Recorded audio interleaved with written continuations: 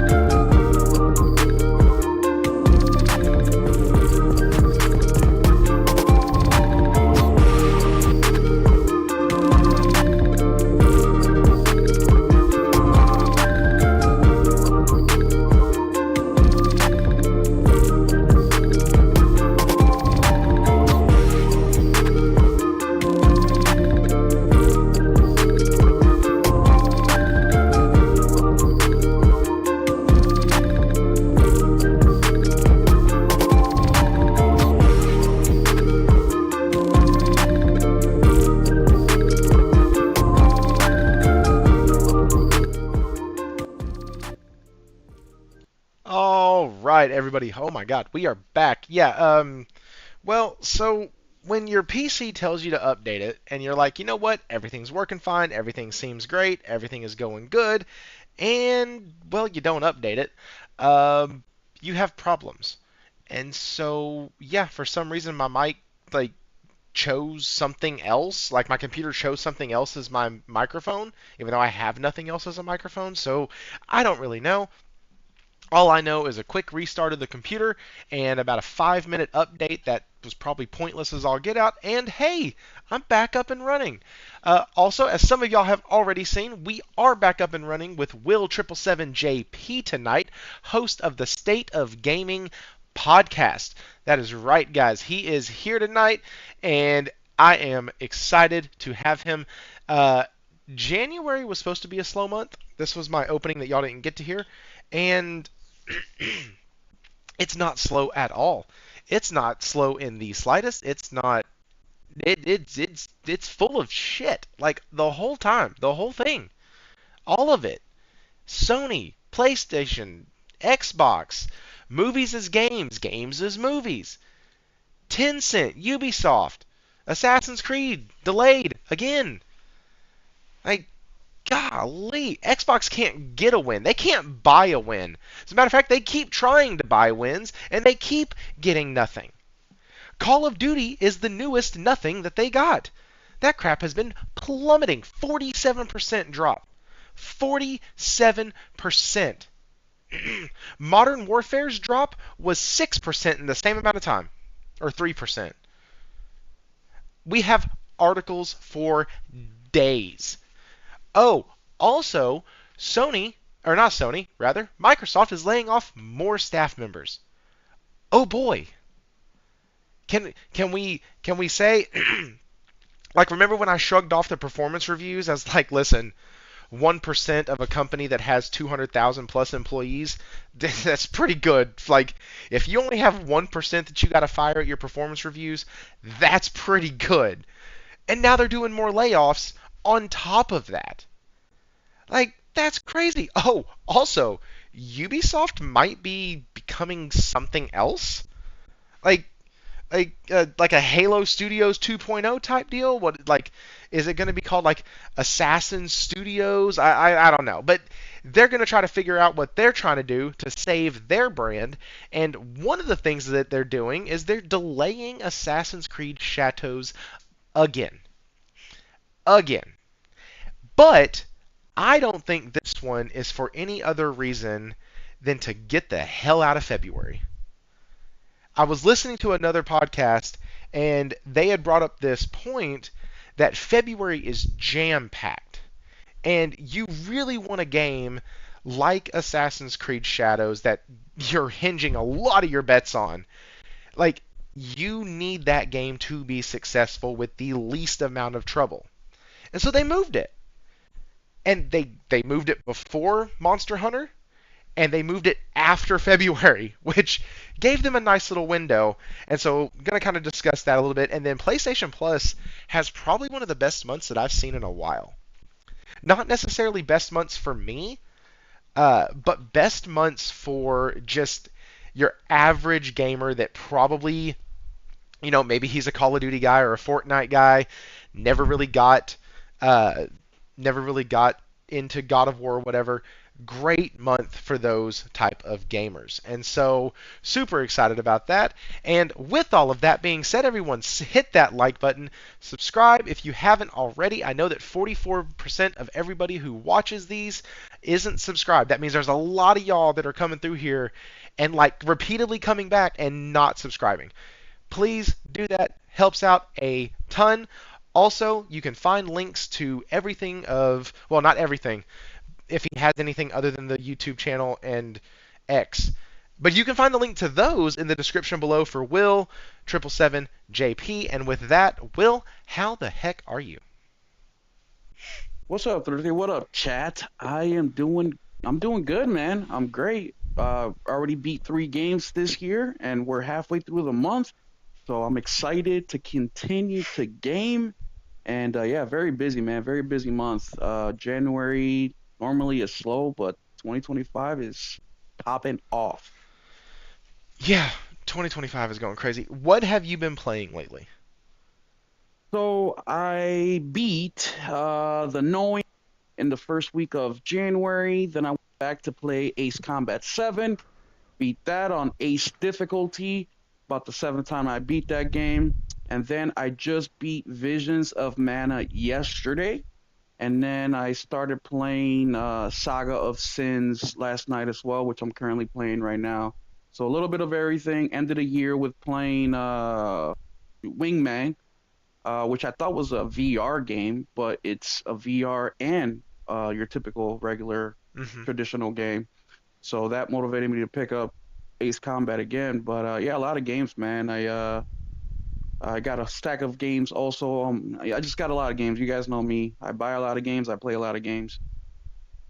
Heck yeah, man. Yeah, I was listening to y'all's State of Gaming this past week, and you had mentioned that playing Wingman made you want to play Ace Combat. And I was like, hey, that's awesome. Like, because I played Oh crap! I can't remember what the heck the name of the game was called now. Error Superiority, I think is what it was. And as I was playing it, the only thing I kept thinking was, man, Ace Combat's real fun. Yeah. Another thing that's underrated about Ace Combat, which FYI guys, rumor is Ace Combat 8 should be shown this year. But Don't the tease cool me. thing of yeah, no, yeah, no, believe me, dude. Believe me. Don't tease Like me. I'm over here, my nipples are hard, just even thinking about it. But the cool thing about Ace Combat 7, if you guys haven't played Wingman and you like Ace Combat, I highly recommend it. It was made, I think, by three dudes. And the cool thing about that game is, you play it, you're like, oh, okay, this is pretty good. But then when you start to play other games similar to that, like Project Wingman, you really realize how great of a game Ace Combat 7 is. Because Project Wingman is literally like picking up the little brother of Ace Combat 7. The mechanics are the Mm. same, the gameplay's the same. I mean, everything's the same. But the thing that Ace Combat 7 has, which it should, obviously, because Bandai Namco and the whole thing, is just the polish and also the cutscenes, the voice acting. We don't think of it as a big deal because a lot of us play these big, huge single player games where we have Troy Baker, and all these famous voice actors. So it's normal to us. But when you go from a super small indie game to something like Ace Combat, you do realize how nice that game is. And also, don't forget, Ace Combat is another game that I consider to be a complete game, just like Space Marine, where you have your single player campaign, you got your PvP, so there's a lot into that game that a lot of people may not realize. Hell, you even got VR. And VR, yes, I forgot. That was the third thing I was Yeah. going to say. I blanked out. Yep, VR.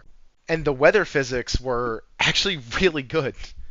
They were, Yeah, awesome. yeah, they were brute forced as all hell and would And, fry a base PS4, but they were really good. oh, yeah, your PS4 would, yeah, take off. And another cool thing about Ace Combat is one of the best movies of, what was it, 22, I think, Thrifty, Top Gun came out. So Ace Combat was like, you know what? Let's get involved. And now you have, like, I didn't even realize I purchased the DLC and I forgot all about it. And I'm over here, I'm looking right at the airplane that Tom Cruise was flying in the damn movie. It's in the game. Yeah. So if you, us older gamers, right? What these kids consider game older anyways. We go back in the day and we remember the licensed games and how shitty they were. But now in 2024, you actually have some pretty decent licensed stuff that's, in the video game world, which is really good. Yeah, and that is outside of a couple like misses like Marvel Avengers, like licensed IP is not nearly as bad as what it used to be, and it's not even close. Like it's go go play Marvel Rivals and then go play Superman on the N64. And please tell me just Sheesh. tell me how it feels. The Hulk games were pretty good. Oh my, yeah, those were fire. Those were okay. The Wolverine Origins game was okay. But like up until Arkham, you had a couple Spider-Man games, the couple I already mentioned, and everything else was just yuck. And none of them were really high production quality. It's like the graphics in Hulk were so terrible, but it was fun to like blow shit up. Like that's a fun thing to do. But so in this gaming world, in this gaming industry, we have analysts, and those analysts have started coming out in droves, and they're starting to like get all their data together and starting to basically confirm everything that we have said for the past several years. And so, rolling into our topics tonight, we have our first one with the video game industry doesn't want a game pass, says market analyst. Well, why not? Why do you not want a game pass? Or how do you know they don't want a game pass? Let's read. Video game subscription services sounded like such a sure thing even just a few years ago that we can't help but feel for the firms that have invested so heavily in them. Sony has PS Plus, but it's meant to supplement the existing order, not supplant it. Speaking of heavily invested, tech economic analysts from firm Science and Technology Fund, which has a vested financial stake in correctly judging which way the proverbial winds are blowing, says the majority of the Game Pass the majority of the game market doesn't want a Game Pass. The division increasingly positions called Pankstruck. Several leading have resisted the Microsoft pitch, preferring to take their chances on the traditional market with conventional releases in future. Our industry is small, so if a big AAA team says no initially, that position, oh sorry, you can't see that. That position is increasingly unlikely to change as time passes and opinions shift according to new data.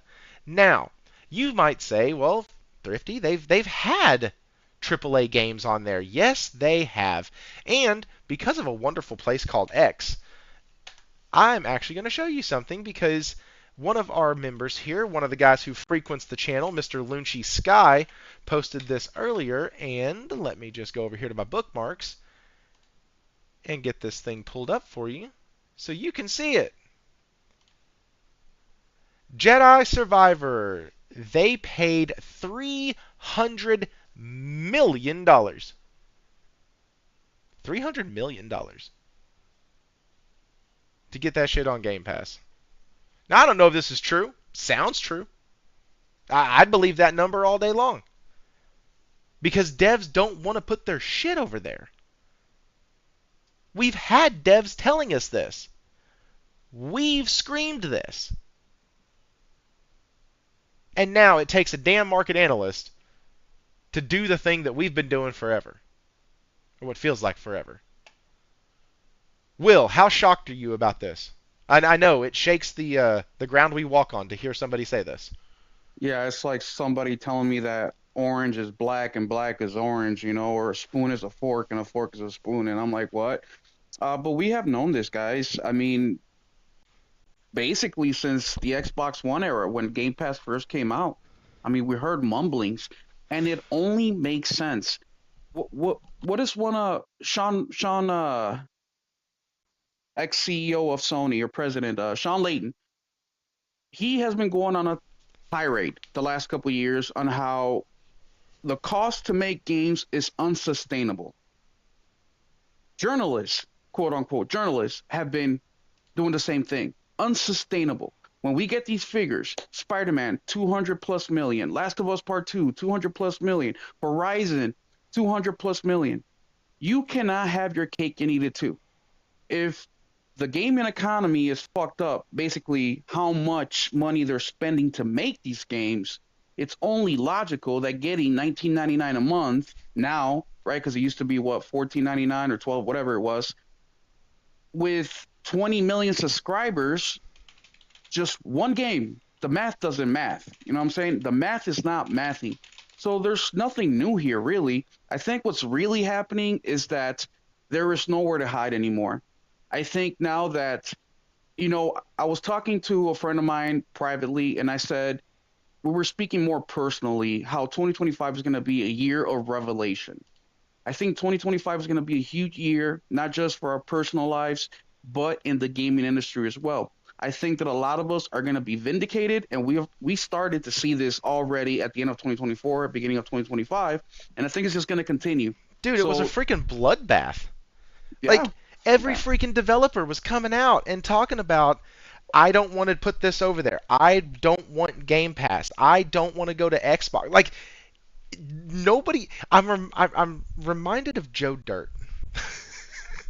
Nobody wants you. Go home. Like, nobody wants you here, Joe. Go home. Like, and go ahead. remember, was the Take-Two, the CEO, who said this last year as well? And they have the biggest game ever, with Grand Theft Auto. So if a game like Grand Theft Auto can pull in numbers, right? If they put this thing on PS Plus or Game Pass, they're going to pull in subscriptions no matter what. But even they are saying, nah, you know what? This is not for us. What does that tell you? Nah, we're good, fam. We're fine. It's no big deal. You do you. You stay over there. We'll put our game out on your platform if we decide to. And if we do that, your people will have to buy games. Like, that's... Oh, and Thrifty, one more. Swain Vinke, the founder of Larian Studios, also said the same thing back in January 2024. That's right. Was it 24 that he said that? I think it was January. I don't know. Was It's it either after 23 or release? 24. I thought it was before No, the no. release of the game. Yeah, I don't remember. It was either way. It was. They said it. I remember he You know what said I it. mean? Yes. I just can't So two remember of the biggest like games. timeline. Yeah, me neither. There's so much shit that goes on, and it's always the same circle jerk with them that it's hard to remember which time they said what. Yeah. Uh, Josh, Toolman, what's up, dude? Lone Gamer 89. Sorry, I didn't shout out anybody in the chat. Guys, I am here. I am seated. I am watching and interacting with the chat tonight. If y'all have anything you want to add to this, anything you want me to say, go ahead and do that. If you want to shout out to Will, if you got a question for him, that's the place to ask it. I try to catch most of the questions that pop up. So this type of stuff though it's very telling because it kind of all bleeds together, right? Like Game Pass is this huge, massive failure according to their own. Like, hey, what we're going to find out later is that they wanted to have 100 million Game Pass subscribers by like 2030. They are off that number by about 65 million. And that's with including games with gold into Game Pass. So, like, they have failed miserably in this Game Pass venture. And what Josh was just telling in the chat was that I had misrepresented that tweet with that's not those games weren't on Game Pass day one.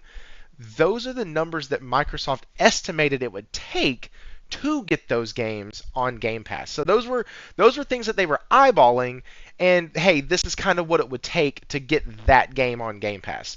So $300 million. Basically, you're having to secure the sale of that many games, right? That has to be how it's done. That has to be. So you got 300 million, right? Let's see, 300 million. Can the calculator on the computer do that? Yes, it can. It's a $70 game.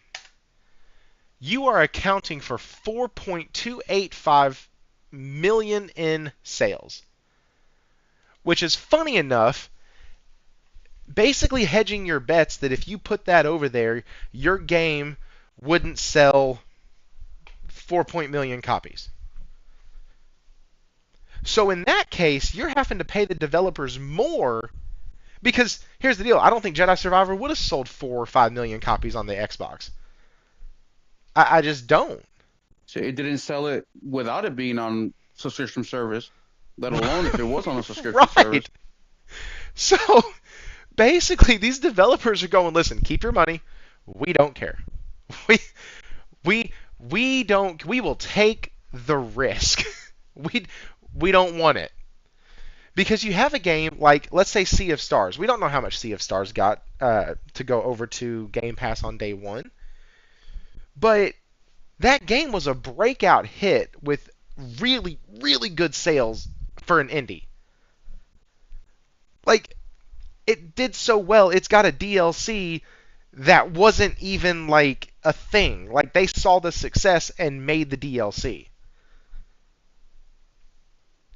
That's awesome. Imagine how much more money they would have gotten. Or was it a scenario that, like, hey, we want to put our game over here, we think it's going to do great.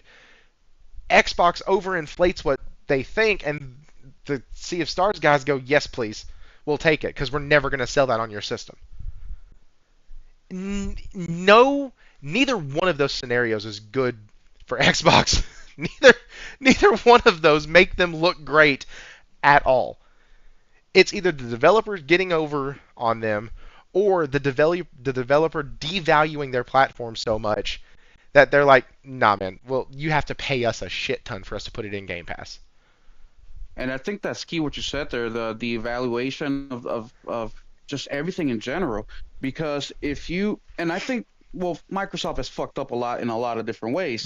But one of the things that pisses me off the most about Microsoft is their devaluation and also their just throwaway of exclusives. They treat exclusives like it's like it means nothing. Like it's just a Tuesday, right? It's just another day. It's just like it has no, like it doesn't mean anything. And that's the frustrating part because if they treated exclusives how exclusives should be treated, now imagine if you treated exclusive how they should have, and all of a sudden you announce third party game exclusive only to Game Pass. How much more attention will that draw in than you just dropping all sorts of bullshit exclusives that Mm, may or may not hit? How much more effective would that be? And that's another effect of Microsoft disregarding exclusives. yeah, no, that's a really good point. Could like I mean, yeah, that's a think about it. Call of Duty, okay? I'll just go ahead and say it. Call of Duty. They go ahead and say, "Hey, early access Game Pass 2 weeks." Not that the PlayStation's not getting it, not that any of that. Don't even make it exclusive for like a long time. Just say, "Hey, if you have Game Pass, let's say this better. If you have Game Pass Ultimate for the console, you get 2 weeks. Early access." That would have like that in my mind would have made Game Pass numbers at least for the month fly off the shelves, soar through the So roofs, as Thrifty, it were. how many games sell or and we see this all the time now. Every single month, every single year, we see more and more games do this. Buy the gold edition, you get to play the game 3 days early. You get to Yeah, play the game 4 days early. And how many more games are they selling because of it? So much so that more and more games are giving you that option more than ever. So Thrifty's 100% right about that. The effect would have been way bigger, and that's how you can pump up those numbers. it really is, and it would have been absolutely insane. And hell, take a game like shit. You said third party, so okay, Claire Expedition or Expedition Expedition 33. 33. Take that game, and as much as it would kill me because I absolutely want that game day one, like take that game since you have the marketing for it and everything. Say, hey guys, Game Pass day one right here, 30 days, 60 days before PlayStation. Like, do something. Put your money to better use. Use the things that you already have at your disposal. If you have a developer right now, this is Xbox, right? If you have a developer right now that is willing to work with you on and give you marketing rights, especially on an RPG, with like take advantage of that and go, hey, how about we do this? Would you be okay if? Try. And if you did try and they said no, then they obviously don't have very much faith in your console carrying their sales. I don't know, man. I feel like Xbox is in the worst lose-lose situation they have ever been in 2025. Like it's bad. Yeah, there's no coming back from the damage they've done. I don't, man, with the level of games they're producing too, I don't even know if they could make it as a third, if they're going to make it as a third party publisher, if they went full third party. No, no, and then, something too that I don't think a lot of people are talking about is just the fact that it's kind of like the PC effect.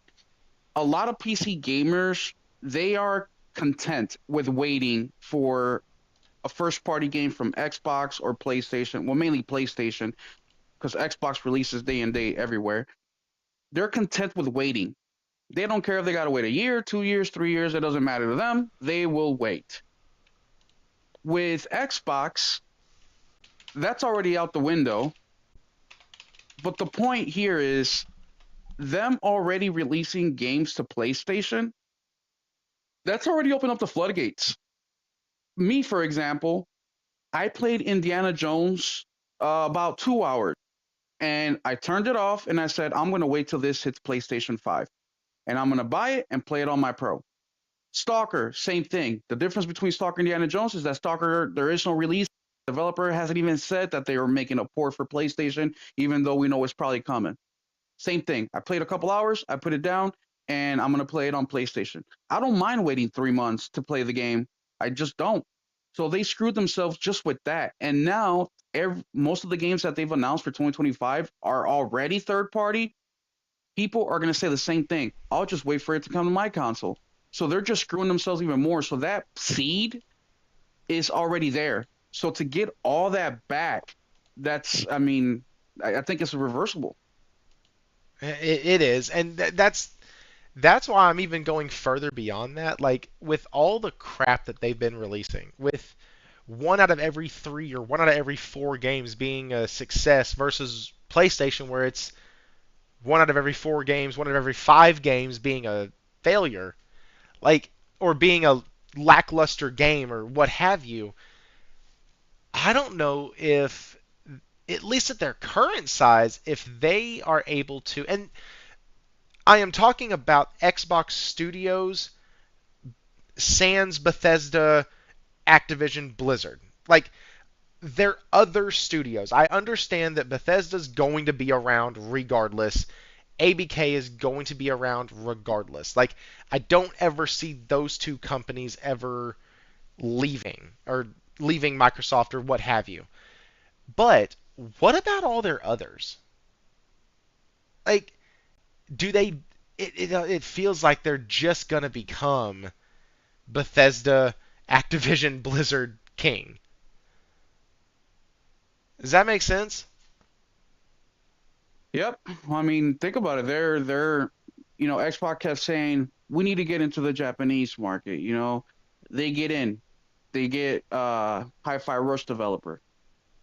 They drop probably their best game in how long? And what do? They close shop. And let's not act like Xbox is not willing to lose money, which is something we're going to get into in a little bit later, right?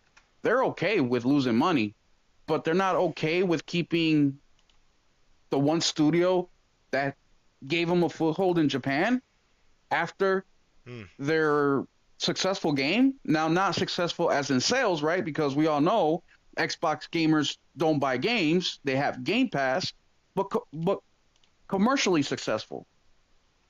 So they just have everything backwards, which is why they're in the position they're at today with a developer like that. I mean, that's just I don't know.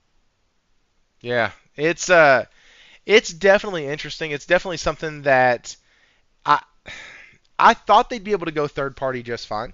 That's exactly it, though. They have the smallest market share, so they are selling on PC and PS now. It makes sense to become third party. Yes. No, no, no. It definitely makes sense. It absolutely makes sense. They need I'm to. saying because they have watered down their studio so much, and even their heavy hitters are shells of their former selves, have they degraded the quality of the product so much that even going third party isn't going to help them? Does that make sense? Like, at some point, you have to look at games like Redfall. You have to look at their decisions with companies like Tango Gameworks. You have to look at games like Indiana Jones that look really shitty and janky, and like people who play it say it's amazing, but it's not selling gangbusters. You look at games like Call of Duty that have come out and dropped off by 47% when their predecessors only dropped off by 4% in the same time span. Like, they're not just hitting home run after home run right now. I mean, Diablo 4 got dog walked by Path of Exile 2 in beta. Overwatch is dying a horrible death at the hands of every Marvel character in the galaxy. What? They don't have anything. They have absolutely nothing. And unless the games they are releasing this year hit, they will be they will be so far behind the eight ball that I don't think that they would make it, that their other studios would make it when they go full third party. I just don't. I don't see a way out. Now, if they have a hell of a 2025 and these games that are coming out just knock the doors off, hell yes, let's go. Let's ride this thing out. Bring your games everywhere. You'll make a killing. You'll be back in. You'll be a voice to be, or you'll be a powerhouse to be reckoned with. But if you keep releasing shit and your games keep coming out at 30 frames per second with screen tearing and shitty looking art and graphics and performance and story and cadence and length, like if your entire game sucks, people will not support it, they will not buy it, and they will not have your game played on any of their devices. I don't give a shit if Dude, everything's an Xbox. I went for dinner. I took my son to go eat some steak at Longhorn, and there's a GameStop Oh. right by there. And we're like, William, let's stop there real quick. And we were just looking around. I'm actually looking for retro. I've been into buying retro games lately. And one of the first games we see in the Xbox section is right when you walk in the door was um, the vampire game. What's it called? Redfall. And mind you, my son is 8. He doesn't pay attention to the console war shit. You know, he plays his little Minecraft and Roblox and whatever else on his Series S. And he said, Dad, isn't a game that sucks really bad? Even he knows that Redfall is complete fucking dog shit. You know what I mean? Even he knows. The problem with another problem, we keep saying the problem with Xbox, but they have so many problems. But another issue that Xbox has is that they could have got away with this low quality shit in the 360 era, maybe even the Xbox One era. Unfortunately, gamers now are they just have the access to information. So coming out with bullshit 30 frames per second or games that are buggy or have a ton of issues, that shit don't fly no more. And Mm. we started to see the effects of buggy games or incomplete games in specific in 2024. A lot of people were very, very vocal about it, and a lot of developers or publishers lost money because of games. I mean, so much so that something you don't see very often with Ubisoft in Star Wars Outlaws, when that game got published, the game director, I forgot if he left or got fired or whatever. The point is he was gone. What did Ubisoft do? They hired another game director. Nobody hires a game director after a game is already gone or published. They Mm. just don't do that. I mean, yeah, they have a team working on fixes and DLCs or whatnot, but they don't hire a game director after a game's been published. But they did. Why? Because the backlash was so loud, the investment was so big, it's a licensed IP, they had to do something, which is going to lead me to my second theory, and we'll talk about that when we get into Assassin's Creed, but you cannot get away with that anymore. So if Xbox wants to make it as a third-party publisher, they can by staying the way that they are. They're just going to be losing a shit ton of money every single time. But if they actually want to do well and recoup their investment back, it has to be 60 frames or 30 frames quality, bare minimum for the PS5 and PS5 Pro. You have to have those options. And look, they do have some big name IPs. You know what I'm saying? They got the Fables, the Well, sure they do. Dooms. They have it. They just need to manage it better. Yeah, no, sure they do. Like that's not. That's been the problem though, is that they're not like Fable looks like dog shit. Like, how are you gonna show that trailer and expect us not to make fun of it? Like, come on, you stop it. Just stop. There's so many things wrong that the gaming side of it. Listen, people love to hate Microsoft anyways. They're the biggest. They're the richest. They have the most power. They have the most influence. They are all over everything. They're in almost every single government. They are everywhere. Hell, I am bashing Microsoft while using a Microsoft product to do so. Like, they are literally everywhere, and you know what? They don't give a rat's ass because they got my money. But, at some point, Microsoft has to look and go, you know what? We are everywhere. Why are we failing? What? Like, we are everywhere. We have every single person, or not every single, we have a lot of people. Sorry, I'm speaking a lot in hyperbole right now. We have a lot of people who we influence on the daily in the world. How come we can't sell games? How come we can't sell consoles? What seems to be the malfunction? But no. No, no, no. Instead, this will bring us into our next topic. Instead, they look and go, hey, we should just buy more shit. We should just, instead of closing down, no, no, no, no, no. No, no, no, no, no. Instead of closing down, we should just buy more shit. They almost shut down. They almost said, hey, you know what? Let's not. Let's not. It's because they are a jack of all trades and a master of none. Yeah, yeah, yeah. And Nate, what's up, dude? Hero, Wara Wara. It's absolute contractual. Just said they found a contract. I wonder how. Oh, okay. That's interesting. All right. So here's the article. Oh shit. Yeah. Hey guys, this is an Xbox. This is an Xbox. That is a haunting, haunting image. Damn. And what's even funnier is this is what stopped them from closing down in 2021. So this is commentary on all the stuff that got released today, was it, or yesterday, about Xbox almost shutting down in 2021. The other stuff is from The Informant, via Reset Era, Paul Tassi, all that. And so, and actually I don't know if it was Paul Tassi. It might have been. It's behind a paywall, so if you go here and then use the link that they provide, you can actually just find the information. And so what it says is that in 2021, Microsoft CEO Satya Nadella faced a choice involving the company's Xbox and cloud gaming business.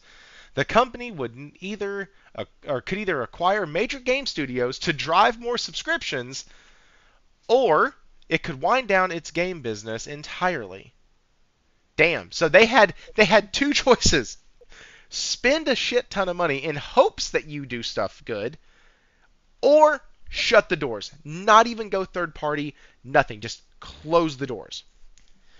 And this is what led them to the $7 billion acquisition of Bethesda Studios in 2021 and Call of Duty maker Activision Blizzard $75.4 billion in the fall of 2023. That, for people keeping score at home, is $82.4 billion freaking dollars.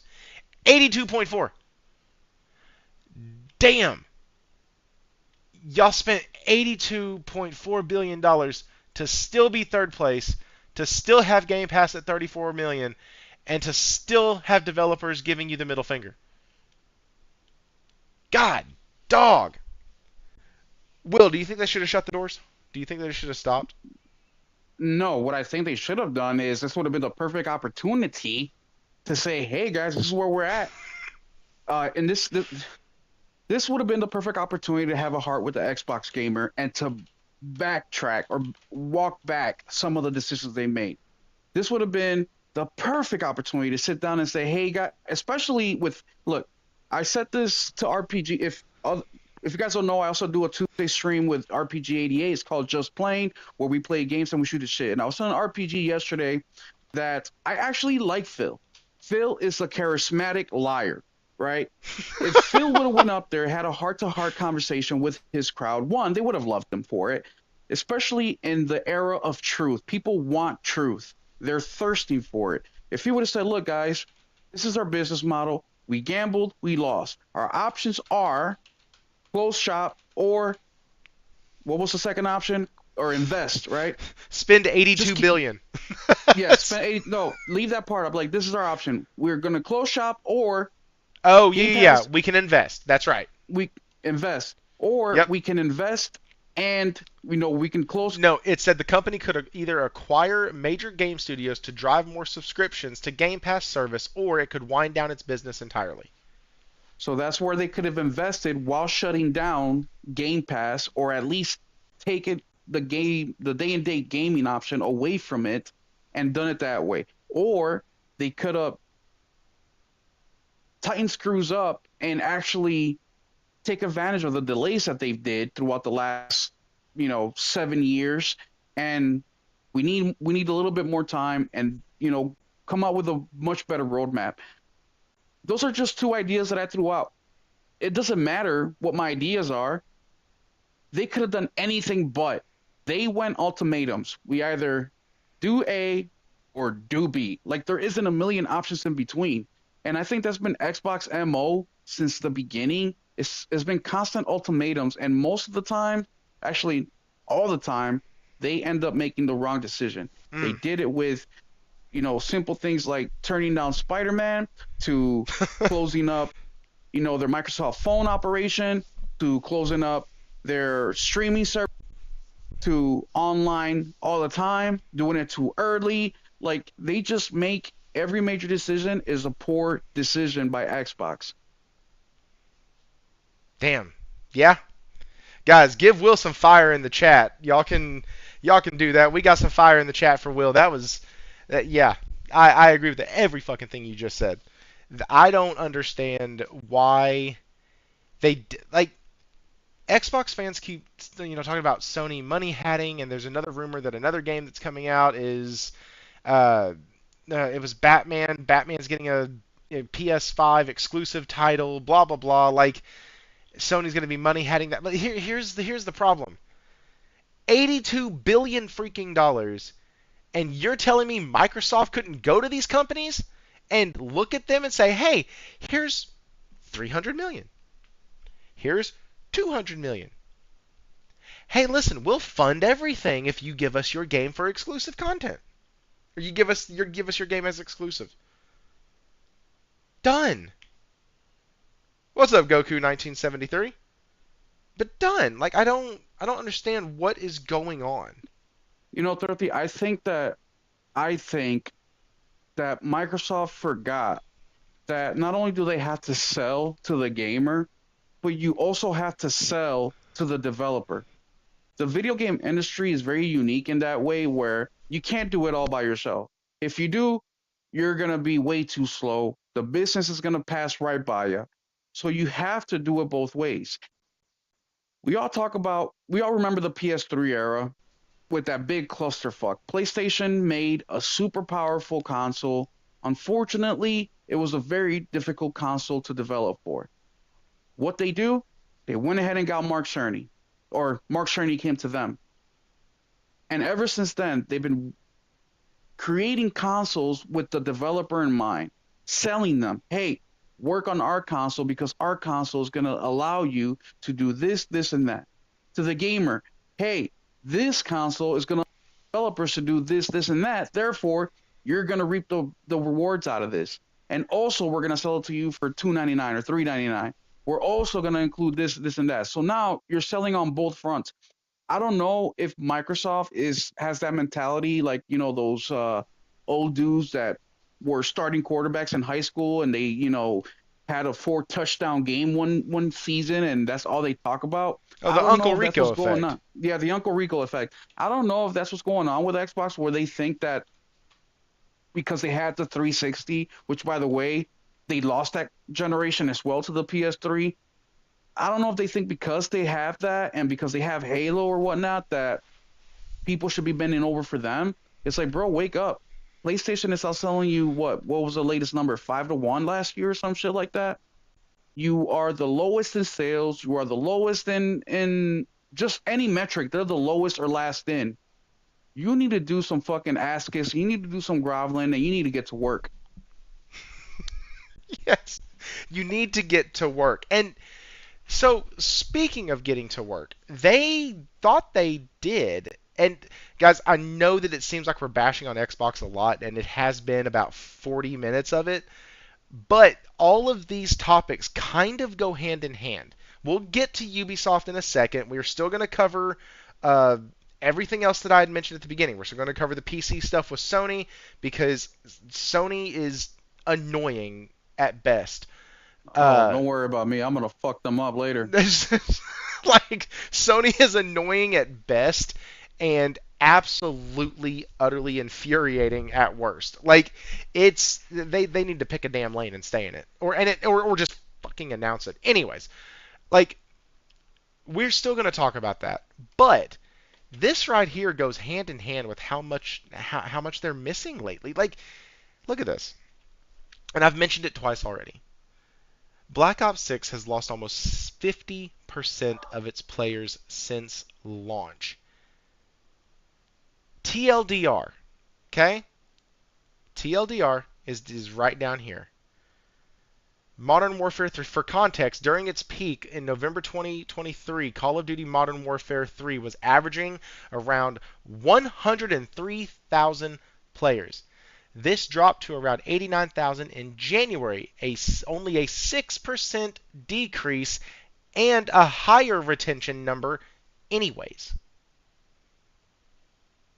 So what that tells me is these guys right here, these 89,000, are the hardcore Call of Duty people. They're going to be there no matter what. You didn't pick up a single damn one from that 165,000 number. You didn't add a darn bit of the extra, what is that, 90,000 almost that you got? 90,000 more people came and tried, or I'm sorry, 65,000 more people tried this game above and beyond Modern Warfare 3. Modern Warfare 3 retained 89,000 of them. This game lost 90,000 of them, and they lost 2,000 from Modern Warfare 3. This is awful. And this is Xbox. Like, let's let them fucking have it. Let's let them have it. Xbox idiots are going to sit there and say, "Well, it's our game. It's a first party title. It's great. It's this. It's that." Sure, fucking take it. Your numbers are worse now than they were last year or last time. What's up, Bale Dante? Have you checked on D4? No, I have not. Not at all, actually. I have checked on Path of Exile too. That game is amazing. But like, it doesn't make any sense to me how everything, and I do mean everything, that Xbox touches withers and dies. I didn't think we were going to see it this early. I didn't think that the first Call of Duty would have this type of problem. What's up, Jez from the Gaming Grindhouse? Yes, Josh, I do know that those are Steam numbers. I fully understand that. Yes.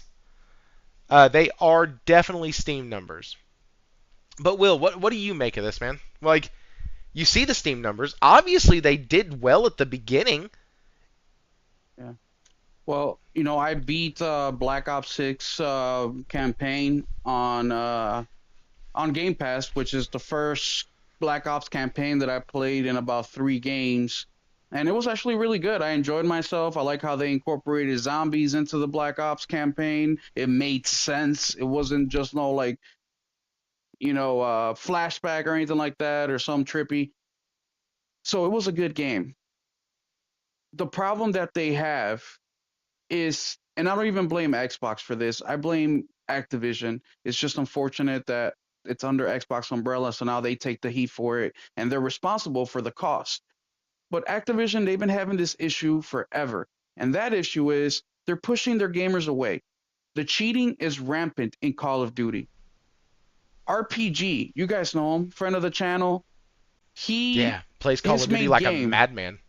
Every day. That's his game. That's his game. That's his thing. Like 2-3 games a year. He plays a lot of games, but he only beats 2-3 games a year because Call of Duty is his main course, and then he'll play something else whenever he gets fed up, which has been a lot lately. Instead of playing every day, he's maybe playing 3 times a week. And the rest of the time, he's playing something else. Why? Because he's sick and tired of the cheaters in the game.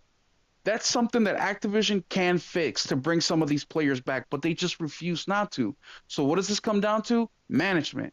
The same shitty management that got Xbox up to the point where they bought Activision is the same shitty management that is still there after the Activision point.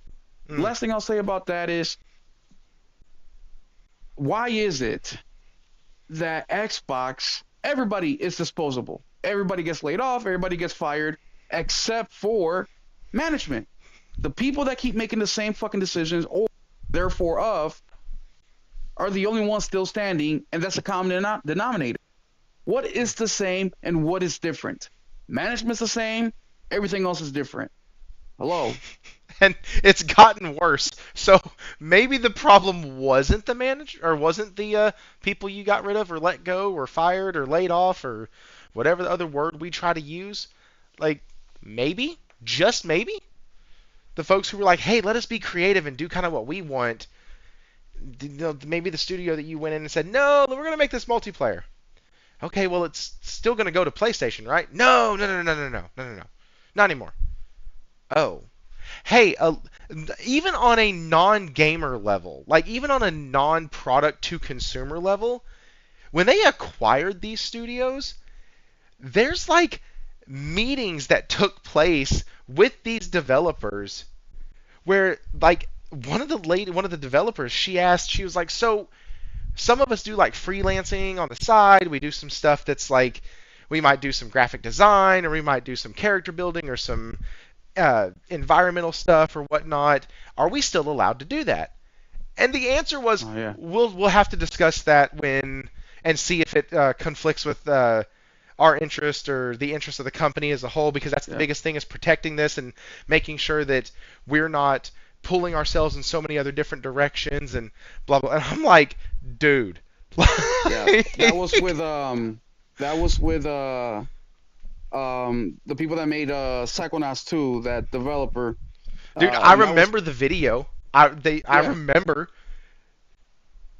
Yeah, I forget their name, but yeah, that's, and by the way, guys, I Double recommended Fine. this. Double Double Fine. Fine, and I recommended that it's a YouTube, it's like a series, it's like a docu series, but it's they filmed it over like a decade and a half.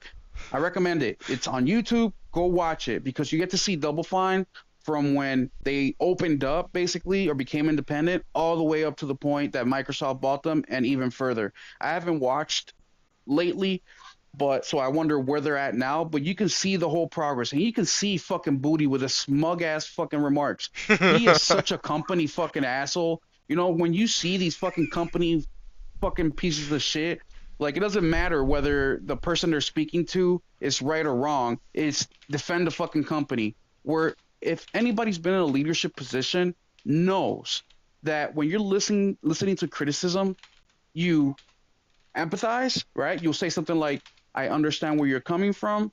I would, if I was in your position, I would also have that same question. Uh-huh. And this is, you take accountability, is what I'm trying to say. Not with them. With them, it's automatically point fingers except to themselves. Right, yeah. Jez just said Booty went in there and said, "Your games, ours." Ours, Yeah. basically. But All knowing damn well, like, your boat, your ship is sinking, and yet you're still taking people in and getting their ticket money, knowing damn well that they're gonna go down with you. Like, how irresponsible are you?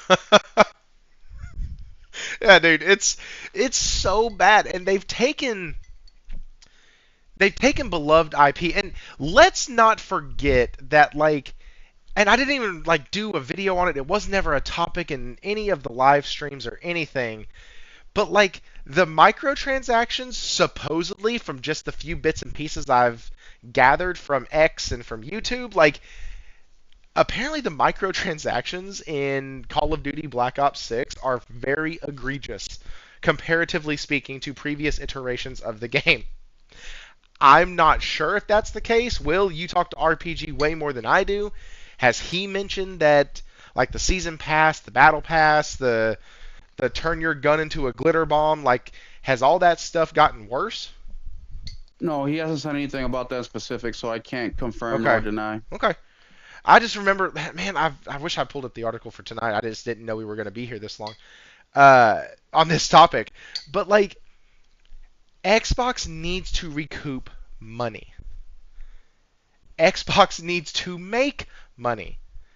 They lost more money last year. They're not able to sustain themselves, which is why Xbox is putting their games on PlayStation and Switch. Switch 2, sorry. Like it it's completely, well, let me rephrase that because I said earlier and I want to try to be consistent. If they have one hell of a 2025, I don't think it's over. If Avowed comes out and is actually good, probably not. Like, it's over. Or it's not over. But, like, you understand what I'm trying to say there. If or not Doom Eternal, good lord, Doom the Dark Ages comes out and it's awful, it only runs at 30 FPS on the Series X, or I'm sorry, on the Series S, like, or it runs at a bad 60. To be honest, a smooth 30 is a hell of a lot better than a bad 60. And that's coming from a guy who's a frame rate snob. Like, a smooth 30 is a hell of a lot better than a bad 60. I still probably won't play the smooth 30, but it is better. But like if it comes out and it's like, yeah, it got 60 frames per second and it falls short, they're screwed. They need every game to hit. Every single one. And if it doesn't, then I don't see them getting their ass out of 2025 as a non third party developer. At that point, if Avowed comes out and it tanks, I I would be hard pressed not to see Halo Master Chief Collection in a PS5 case. Well, you still think that they can be a first party like normal? If they have a banger year, yes. They don't have a snowball's chance in hell.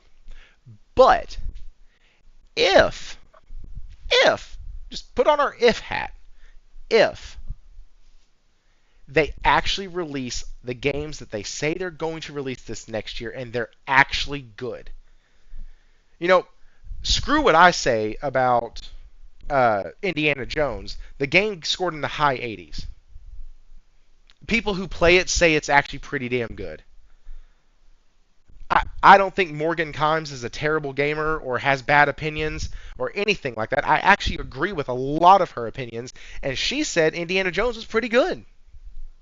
Yeah, the little bit that I played, it's really good. But the reason I disagree with you, Thrifty, is because Indiana Jones was good, and it was still a loser for them. The point is, if every single game that they drop this year is a banger, it's irrelevant because it's already going to third party. So people are gonna say, yeah, Xbox makes great third party games.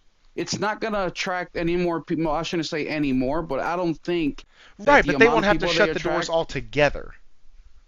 you know, they'll be as a third party, I think, for a long, long time because they just have the money invested in it. I mean, even if they sit back and do nothing but collect and keep the bills, you know, the lights on, I think that's all they'll end up doing at the end. Just throw their marketing all over it to push Windows, which was the original idea with that first Xbox, anyways.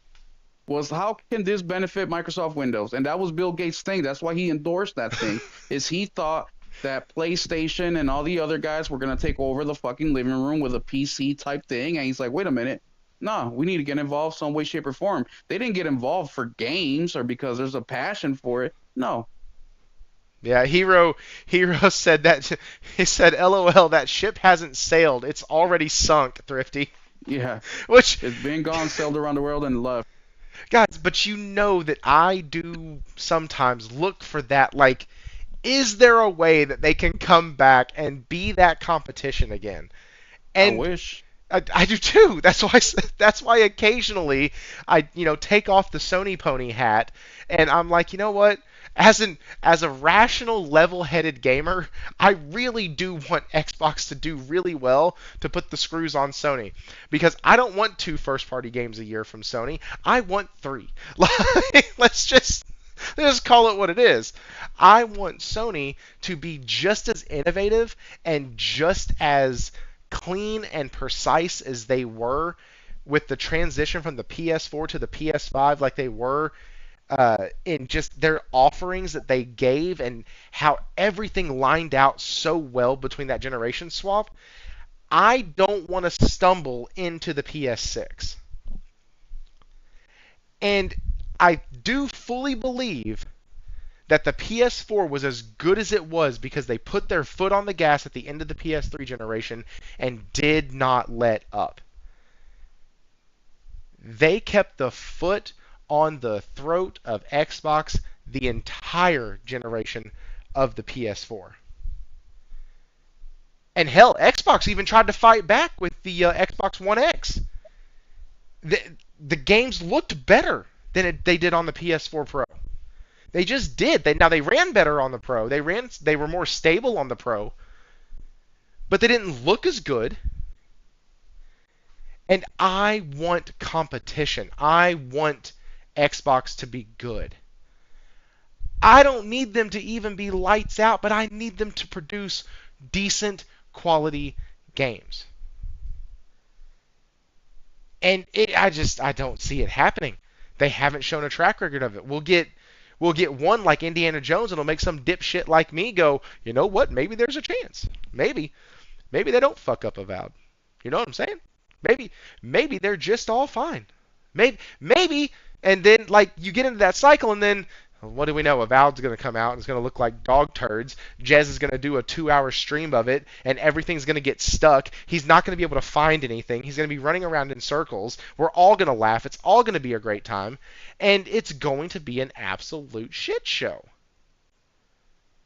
because Microsoft can't have two things go right at once or in succession. But it's just insane. It's insane what's happened to these companies that have made such strides and such a name for themselves because guys, like I've said before, I'm never going to take the 360 generation away from Xbox ever. I'm never going to do that. That was a hell of a generation. They made so many strides that generation. And it's been damn near downhill ever since. So, Will, before we move on, do you have anything else to say on Xbox? Nope. Well, the only thing is, once again, confirming that Phil is fucking full of shit. I am now considering buying an Xbox 360 just to play games that I can only play on Xbox 360. So you're talking about that exclusives don't sell games? Fuck off. I'm looking to buy a console that's 20 years old to do just that. It's not even that, dude. It's games that are time locked to old consoles that they're like, nobody wants to play them. I spent $85 on my PS3 that's sitting right next to my computer tower, and I spent I think it was $17, maybe it was 10 on Final Fantasy 13. Why? Because I can't play the damn thing anywhere else but Game Pass, and I don't want to do that. And Dude, I so, bought Quake 4 and it's not backwards compatible. I can only play it on the Xbox 360, so I'm looking to buy an Xbox 360. Mr. Grimm said that's part of the problem. The actual good games that Microsoft puts out are the smaller ones like Ori, Hi-Fi Rush, and Indie. It's their AAA games that's either mid or straight up bad. Dude, you're absolutely right.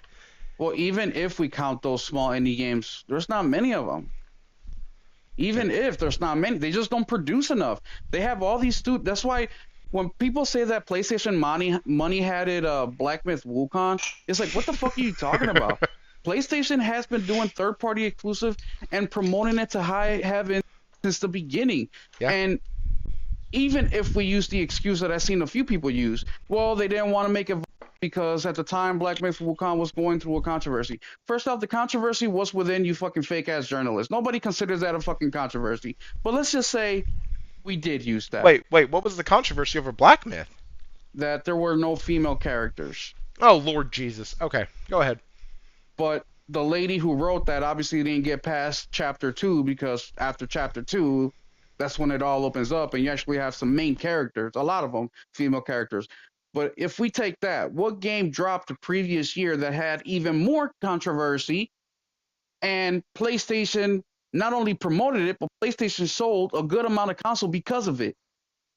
Harry Potter, Hogwarts Legacy with J.K. Rowling and her comments. That game was some controversy, and PlayStation said, you know what, not only are we marketing this fucking game, you're going to get an exclusive fucking mission out of it. Which was really a good mission.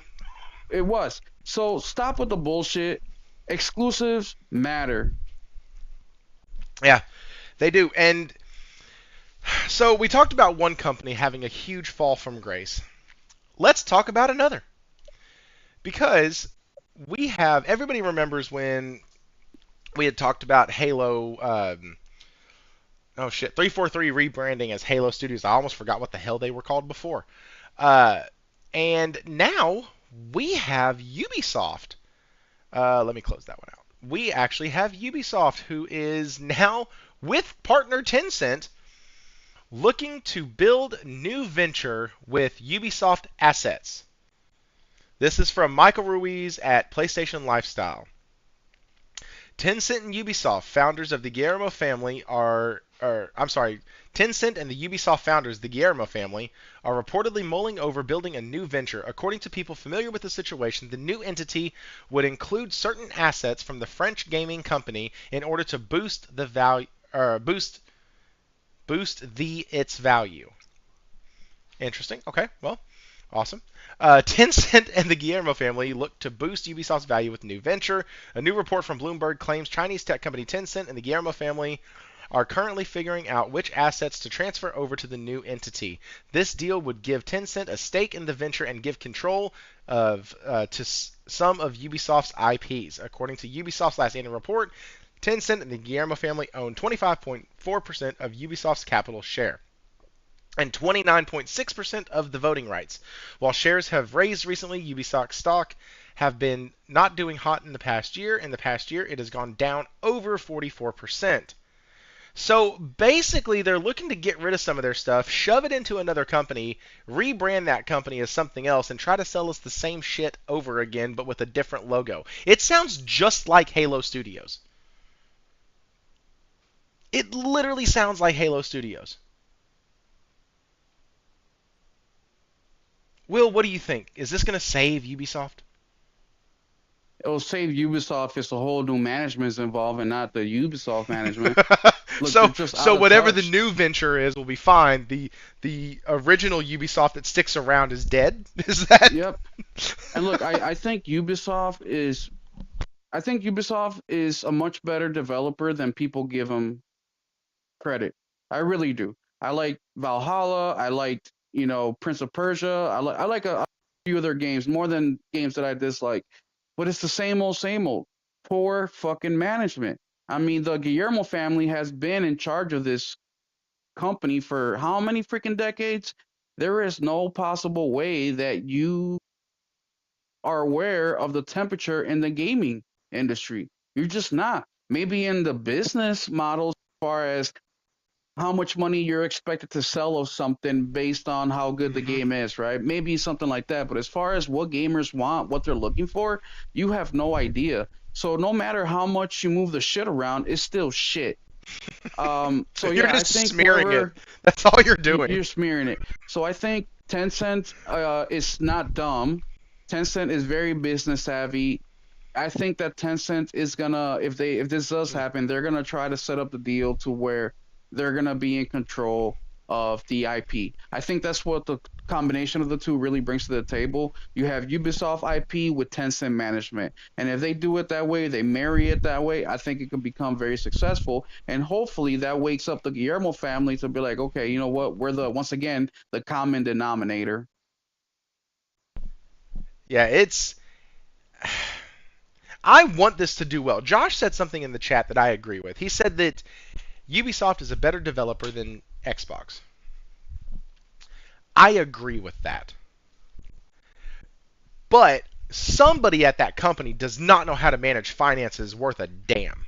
No, dude, they're doing NFTs and games and shit. Like, bro, wake the fuck up. Right, like, so, not to invoke the name of Square Enix, but Square Enix even tried NFTs not once, not twice, but three times, and has failed not once, not twice, but three times. Can you please stop? Like, I know that things in the East take a long time to get over to the West. Like, Europe's fashion is always a couple years ahead of ours, supposedly, or whatnot. Like, and so, like, can we can we not try to do something that has already failed somewhere else? Can you please not try to do something that's already failed somewhere else and failed miserably? Especially like NFTs. Like, I understand that, okay, Concord failed. That doesn't mean every company doesn't need to make hero shooters. Like, Concord failed. Doesn't mean every single one fails. But, like, NFTs have failed a lot and have failed everywhere, and every company that's tried it has not been successful. GameStop tried it. That was fun. I don't know if they still do, but I don't hear any more advertising for it. No, I know. I didn't think so. Now they're Like, into Pokemon cards. yes, they are. It's everybody's into Pokemon cards. Hell, dude, you walk into a GameStop and mine has a freaking wall of Pokemon. That's all it is. Just every set, every pack, every booster, everything.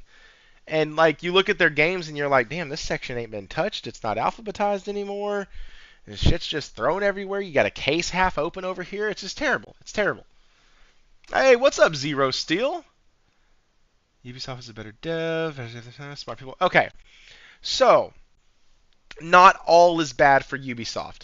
Okay, not all is bad. I think their new venture, like Will said, if it's totally new management and totally a new company and like they're just the parents of it and they're going to leave it alone and let it kind of grow and do its own thing and be there to support it, like what PlayStation normally does with its studios. I said normally because I swear to God, Concord was dog shit. But, or let me rephrase that. Concord got received like it was dog shit, and the whole thing shut down. The studio shut down, the game shut down, everything was gone. Players got refunded their money, and my God, in about 12 months, I'd say, give it Ghost of Yotai. So it's like 6 months, 4 months actually. Like nobody's gonna remember Concord. It's not gonna be talked about anymore. The name won't even be spoken. But like Ubisoft, on the other hand, when they send this over there, when they put these assets together and kind of bundle this up and ship it out, if they're still in control of it and they're still making terrible money decisions, it's not going to matter. Assassin's Creed Valhalla sold so many copies and brought in so much money that they shouldn't be hurting for a dime. There should be no reason why you have a loyal base of Assassin's Creed fans that purchase every dang microtransaction in your game to get the mount speed up, to get more experience, to get more gold, to make your armor look like Ezio's. I'm guilty of that one. Like, when you have your hardcore AC fans and they bring in and generate so much freaking money, and then right after, or a year after, you're like, well, we're broke. We ain't got nothing. We're screwed. Like, that's bad. That is absolute horrible management. So, starting a new venture, great. Fantastic. If you manage it the way you managed your current one, it will end in disaster. And we will be right back talking about, oh, they shipped over all these IP and now everything is dissolved. Like, or they shifted over all this IP and Tencent had to come in a year later or 6 months later and buy all of it. Dude, and they're in a similar. I mean, look, Ubisoft and Microsoft are so similar in so many ways. I mean, we saw one of the better games, and I just had this conversation with Nelson yesterday, where I was like, dude, there's so many developers out here because we're talking about the length of time that it takes for games to come out. And I was like, there's actually a good amount of developers and publishers that are releasing multiple games per year, 2-3 games per year, sometimes even 4 or 5. Ubisoft is one of them, right? Another one is what is it, Asoto or Sabo, which are the people who do A Plague's Tale, right? They released the game, I think it was 3 years difference. But Ubisoft just released a great game early 2024. That was Prince of Persia, right? Mm-hmm. And that was the second Prince of Persia game that they dropped that year because they dropped the PC only. They also released Valiant Hearts, which is a great little indie title. So they dropped 2 games that I really like. Assassin's Creed Mirage, that one wasn't like the banger, but it wasn't a terrible game. It was pretty good. It was decent. But what they do with the studio from, or the developers of Prince of Persia, they dropped them. The one fucking game that did well.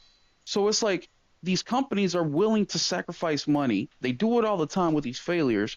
But yet when they should be investing, such as the Hi-Fi Rush situation, such as the Prince of Persia situation, this is your opportunity, bro. You already have a green flag.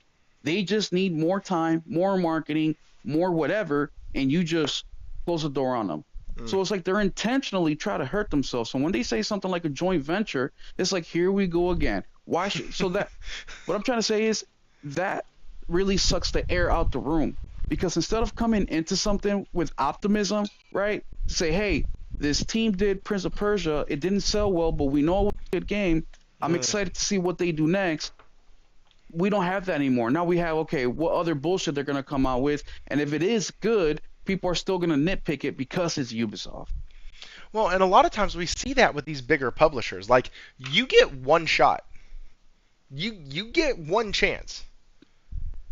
With a huge publisher, you get one chance, and that's it. And it didn't always used to be that way.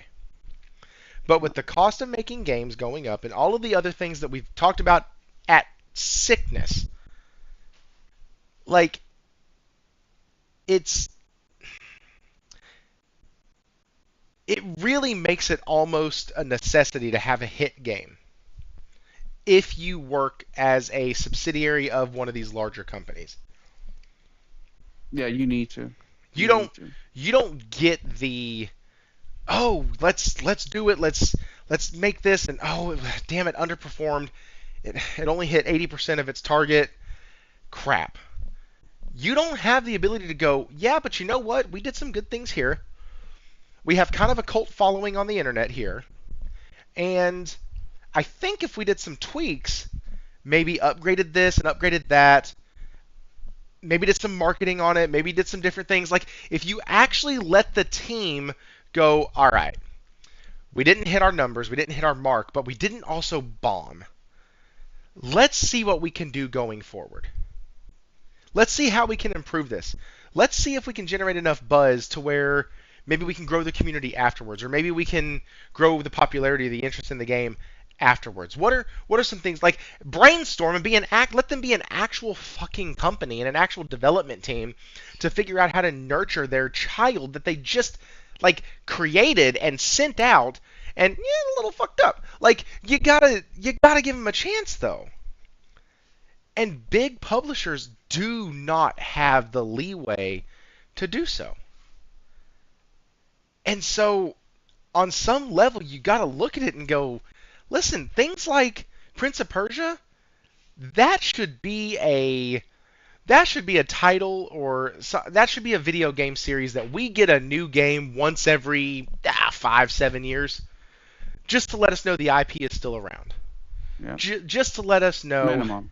Yeah, just to let us know, hey, we're still here. And little smaller games, like the ones that they released with it, genius. Yeah. Genius. It's why I love all the Turtles games that are coming out right now. Like, I kid you not, the freaking Turtles roguelike is either going to get me to sign up to Apple Arcade or it's going to get me on Steam. Like, I haven't decided which one yet, but that freaking game is like in my brain, drilled in, and every time I'm at a game store, I see Shattered Dimensions or whatever the newest one is called, and I'm like, oh man, there's a roguelike that I could be playing. Bro, think about this. That's Ninja Ninja Turtles. Turtle is so successful that limited run games keep putting out reprints every time Ninja Turtle does a DLC to have the whole game and whatever DLC is on the disc. They don't do that for every game, but they've done Ninja Turtles. I think it's 3 or 4 times. And that is an IP. How old is Ninja Turtles IP? How many decades old? But hey, every so often, even during the PS4 era, I mean, Turtles in Manhattan, that game you can only buy physical because they delisted it, and you got to pay $40, $50, $60, $70 to get it. But it's still an IP that pulls in people. Maybe not the millions and people, but enough to keep making the shit and not feel like crap because you invested a shit ton of money on a losing IP. Yeah. No, and I hope that going forward, like Ubisoft is probably doing the smartest thing I've seen them do in at least a year. They're delaying Assassin's Creed Shadows from the month of February to the month of March. Its release date is now 1 week before Monster Hunter. Well, 11 days. I think Monster Hunter comes out on the last day in April. I could be mistaken on that. February. Or sorry, last week last of day February. of Monster Hunter? Yeah, last week of February. I thought it was last week of March. Yeah, I got my list right here. By the way, guys, if you do this, I do this all the time. I go to GameStop and I have them print me out. It's only for physical games, of course, so digital you won't But they give you a printout of all the games coming out for the year on whatever your preferred console is. So Nice. yeah, February 28th, last day of the month. Okay. Okay. So, yep, February 28th. Awesome. So they missed that. They're not going to get eaten alive by that. That's good. They don't even have to worry about Sid Meier's Civilization 7, which is a pretty huge PC game. They were able to dodge Kingdom Come Deliverance, which is also in the same month. Like three banger titles in February.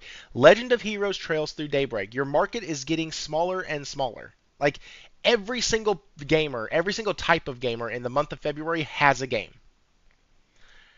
You can't release during all of that cluster storm. You will lose sales to that. Now, March, on the other hand, really doesn't have a lot at all. It has First Berserker Kazan, which is a new IP. There are several folks who are excited about that game. I'm ready to see like what it looks like, how everything kind of feels. Here's some people I trust on what they think of it.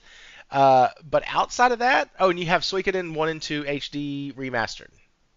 Done. And then you have Assassin's Creed Shadow. They have a long, long time in March to be able to get their sales and to be the biggest game out there and all of that. Yeah, me too, Hero. I'd be okay if the combat in it was very much related to like a Stellar Blade, where it's that difficulty. I think that's the perfect difficulty for video games. Yes. And I definitely don't want it to be a Souls-like either. Uh, What game? First Berserker Kazan. Oh yeah, I heard it's gonna be a Souls game, bro. I hope not. It But there's has a gonna be a parry demo button, so dropping soon, like in the next week or two. it does have a parry. I did see that in the gameplay trailer. But like moving Assassin's Creed and giving it some room to actually breathe and be the big game of a month, that I think is the smartest thing that they could have done. The absolute smartest thing. But it comes at the tail end of several dumbass decisions. And so I just don't know if it's going to be enough. I don't know. Will, do you think it obviously sets them up for a better success?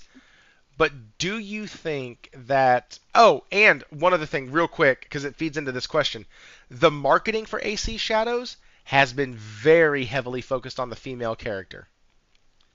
Very heavily focused. I have noticed that when they've shown traversal and stuff, I see more of her in those clips than anything else, which I think that's intentional. But Yes, and what? go Yes. ahead. Go ahead. You know the question already. Go ahead. So in the beginning of the show, I was talking about Outlaws and the game director getting a new game director even though the game's already published and how rare that is. And then I told you guys that I have a theory. Well, this is that I will tell you later. Well, we're here now. And I'm gonna read a little bit to you guys, and what I'm gonna read to you guys is the tweet or the post that they made in regards to the. Is it okay if I read this real quick, Thrifty? The Mm-hmm. delay. I won't read the whole thing. I'm just gonna read No, you're the fine. second paragraph. Um, all right, I'll just read the first two paragraphs. It says, "Dear players, we want to extend our heartfelt thanks to our incredible fans and dedicated teams for your unwavering support since our announcement in September to further refine and polish Assassin's Creed Shadow." Okay, standard. Since November, we've been thrilled to share our progress through gameplay overviews, which is something Thrifty just said right now, right? Showing the girl more.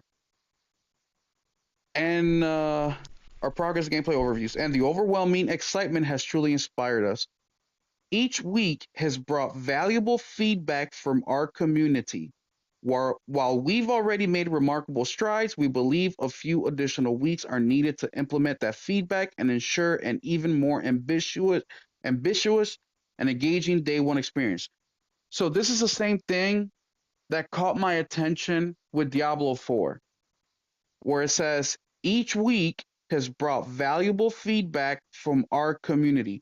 Now, people can say, oh, that's just, political talk, right? It's just corporate talk. Not really. If you take a look back at all the delays that have happened, just go look at the last 2 years. especially from Microsoft, because they delayed a lot of games. You don't hear that sentence as much as you think you do. And a lot of people kind of glaze over that.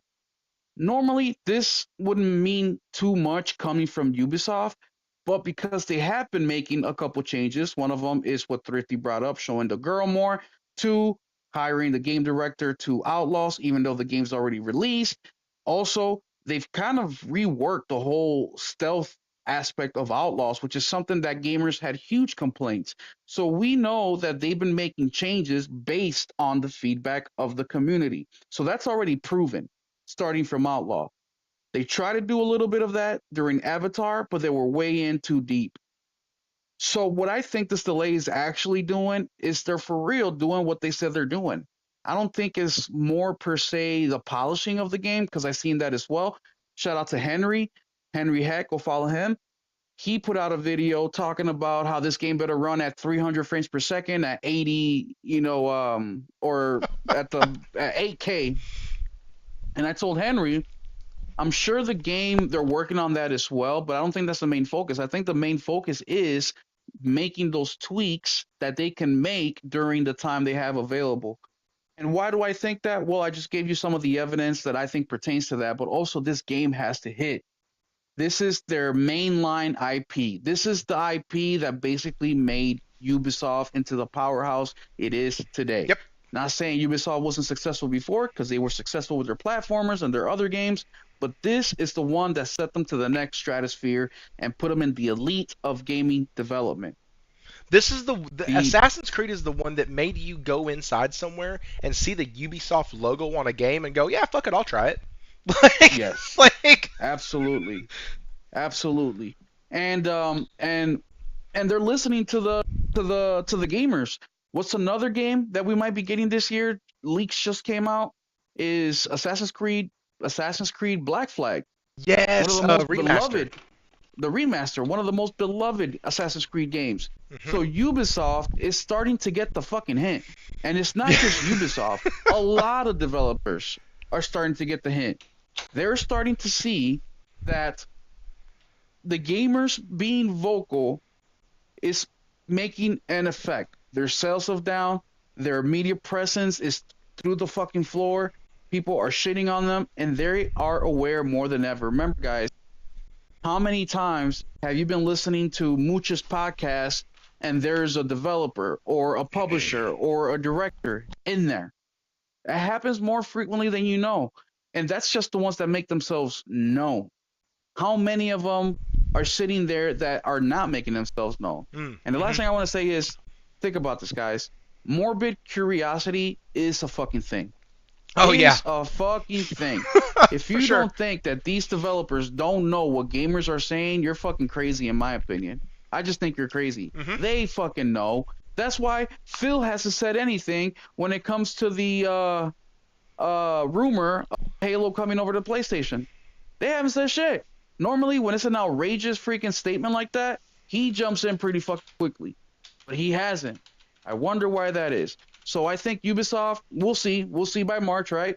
I hope I'm right, because I really don't want you. I don't want another developer to flounder. I don't want another beloved IP to fucking, Mm. disappear or fail. I don't want that, guys. In 2024, I beat 98 games. I'm actually making videos right now with recaps. I just did the third one today. I uploaded it before I came on the channel. But I beat 98 games. PlayStation's wrap up said I played over 360 games. I play a lot of games. The more these developers go away, the less games I have to play. Yeah, and that's Josh said in the chat that an AC game can sell 20 million copies, and they need to Oh, hit it. absolutely. And I fully believe that. I really do. I think what needs to happen, and I'll be dead honest, what needs to happen is that game needs to come out and it needs to look at people like me who are so down on it and so ah, ugh, just so frustrated with Assassin's Creed as a whole. And that game needs to come out and it needs to build on what I was experiencing while playing Mirage. And if it doesn't, then they're cooked. if it does and it becomes just this big, epic, beautifully done story with great characters and great voice work and where everything feels really fresh and it doesn't get too repetitive and like if they do that, then I I think they have a good shot. Like it's like getting somebody like me to play. Oh shoot, what was that game? Crap. I can't remember what the hell it was. Oh, it's like getting me to play Elden Ring. I can't believe I forgot Elden Ring. But like, I hate Souls games. Hate them with a passion. They're not my thing. I'm not good at them. I suck. I don't want to take the time to get better. Me too. And so, but Elden Ring comes out and everyone's like, it's amazing. You need to try it. Now, they said the same shit about all the Dark Souls games. Didn't work. But, like, I tried it. I But Elden played Ring it. was feasible because it was open world, so it made sense that you can go level up and then come back. That made a lot of sense. Where with Dark Souls, you couldn't really do that. But the other thing too, Thrifty, and that's something I've been saying forever. You guys know, look for reasons to play a game, not reasons not to play a game. Now, I am not gonna be buying Assassin's Creed. Well, I will. I'm gonna buy it, but secondhand. As soon as I'm able to buy a pre-owned, that's when I'll jump into it. Not because of anything that the game is well, not because of anything the game is doing per se, but it's the whole online. You need online to download the game, whether it's physical or whatever. Doesn't matter. That's the only reason because I don't want to support that through you. I don't. I don't want to give them my money for that bullshit.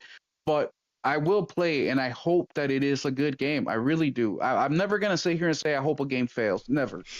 Except maybe a Souls game. Fuck those games.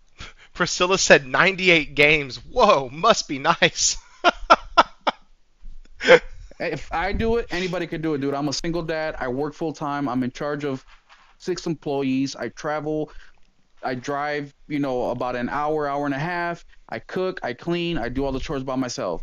If I can do it, anybody can do it. The question that you have to ask yourself is watching movies and TV shows better than playing video games? Because that's what I don't do. I don't watch Facts. TV. I don't, any free time that I have, I still go on dates. I still get laid. I go to family events. I'm still a productive member of society, right? The only thing I'm not really doing is working out, and I'm going to start doing that soon because I got to take care of my health now that I'm getting older. But I do all the things Same. that everybody does. But I don't watch TV shows. I don't watch movies. The only time that I have recently was during the holiday break, just because I took vacation. So I had almost 2.5 weeks of no work.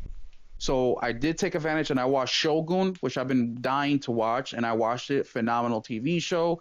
I've been watching this Abraham Lincoln, U.S. Elysees documentary, and those are great. But I skip all that because that takes away from my gaming time, right? And I only have maybe 3 hours a night to do so. So I'm going to take every single minute that I can and invest it in video games because that's what I like. So it's all up to you, bro. Don't think that I'm over here working from home, fucking rubbing my nipples, like, oh, these fucking peasants got to go to work. And No, he I work does 10 that hours from a day. behind the desk at work. I do while I'm at work.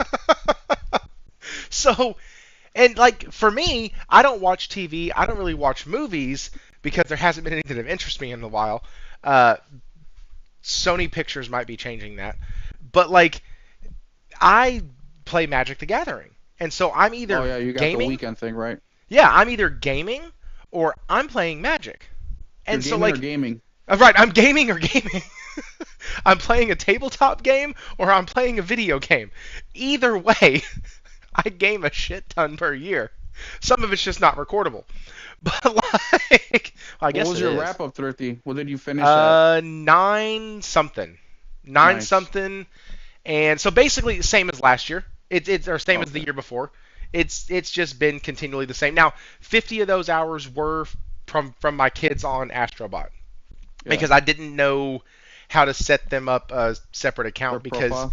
hey, guess what? I've never had to worry about that. It's always just been me playing PlayStation. So I actually went down. I went down. I went from 1900 down to 1700. Well, I went up overall, but I went from PlayStation 1900, like 1950, to 1700 because I stuck in 400 hours on. Oh, I stuck in 400 hours on Xbox because I played all the Gears and Halo twice. I played them all in January, and then I played them again. I think it was June or July, and that's where my 400 hours went.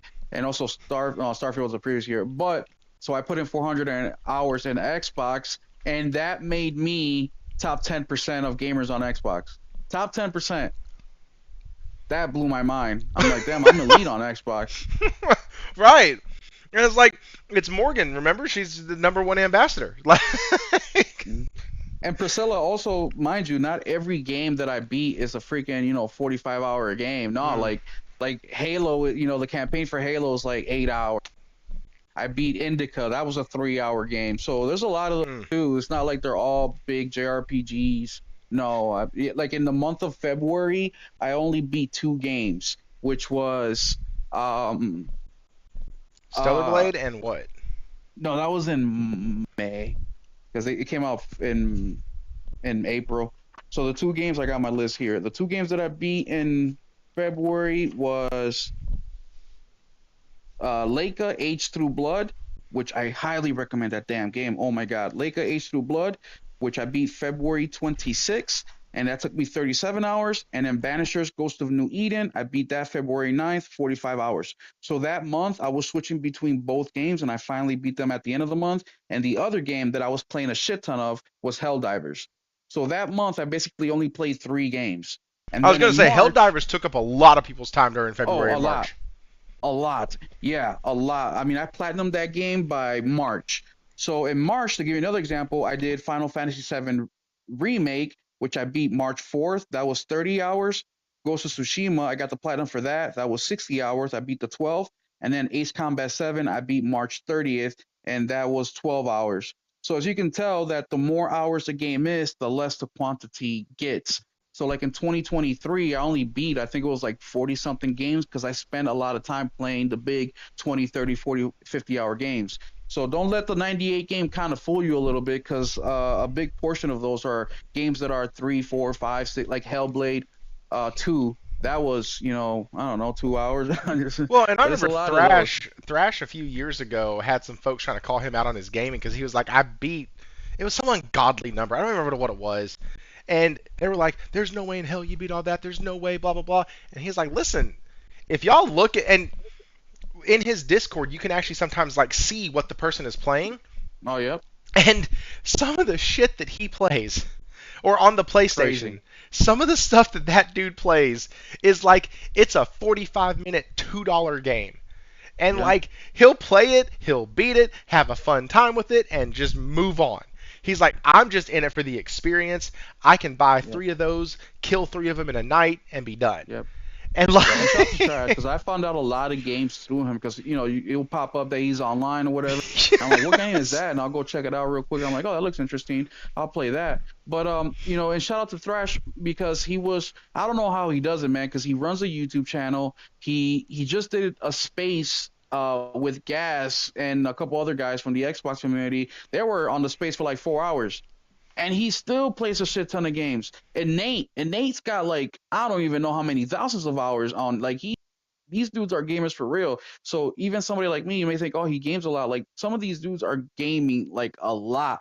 But yeah, I have my videos up on YouTube. If you're interested, go check them out. I'm right now going through them, going through all my list, my 2024 recap of all the games that I beat. And I'm also interested to see right now, you guys on the chat, what games did you guys beat this year? Which one did you like the best? That wasn't, one of the big triple A's like Stellar Blade, Helldiver, shit like that. What was a little gem that you beat this year that you think others should play? Let us know because I'm interested to know. Oh, I will let everybody know. Hero, seeing your chat, seeing your name pop up when Will asked that question reminded me of this. Uh, if you are against isometric games or like games like Diablo or Path of Exile because they're too hard, there's too much of a learning curve, but like you like just mindless dumb fun, go find like lift up your couch cushion and find like $5 or $10 and go find Warhammer Chaos Bane from your local GameStop or pawn shop or Walmart $5 bin. Go buy that damn thing. It's not on PS Plus. It I don't know. That would require me to pay for I'll check. PS Plus. I'll check. I'll check while you talk. It might be, and if it is, please get it. It is such a fun game. It gets boring if you're used to those style of games, but if you're not, you will absolutely have the most amazing time with it. It Oh, Hero just said yes, it's on PS Plus. He downloaded it already. He's going to play it Oh, this yep. weekend. Hell yeah. It's on PS Plus. Yep, PS Plus. Oh man. But like Will does say it all the time. You can find so many reasons not to game. And you can also find a lot of reasons to game. Lately, and especially a lot last year, I was going into games that I was leery about looking for reasons to play them.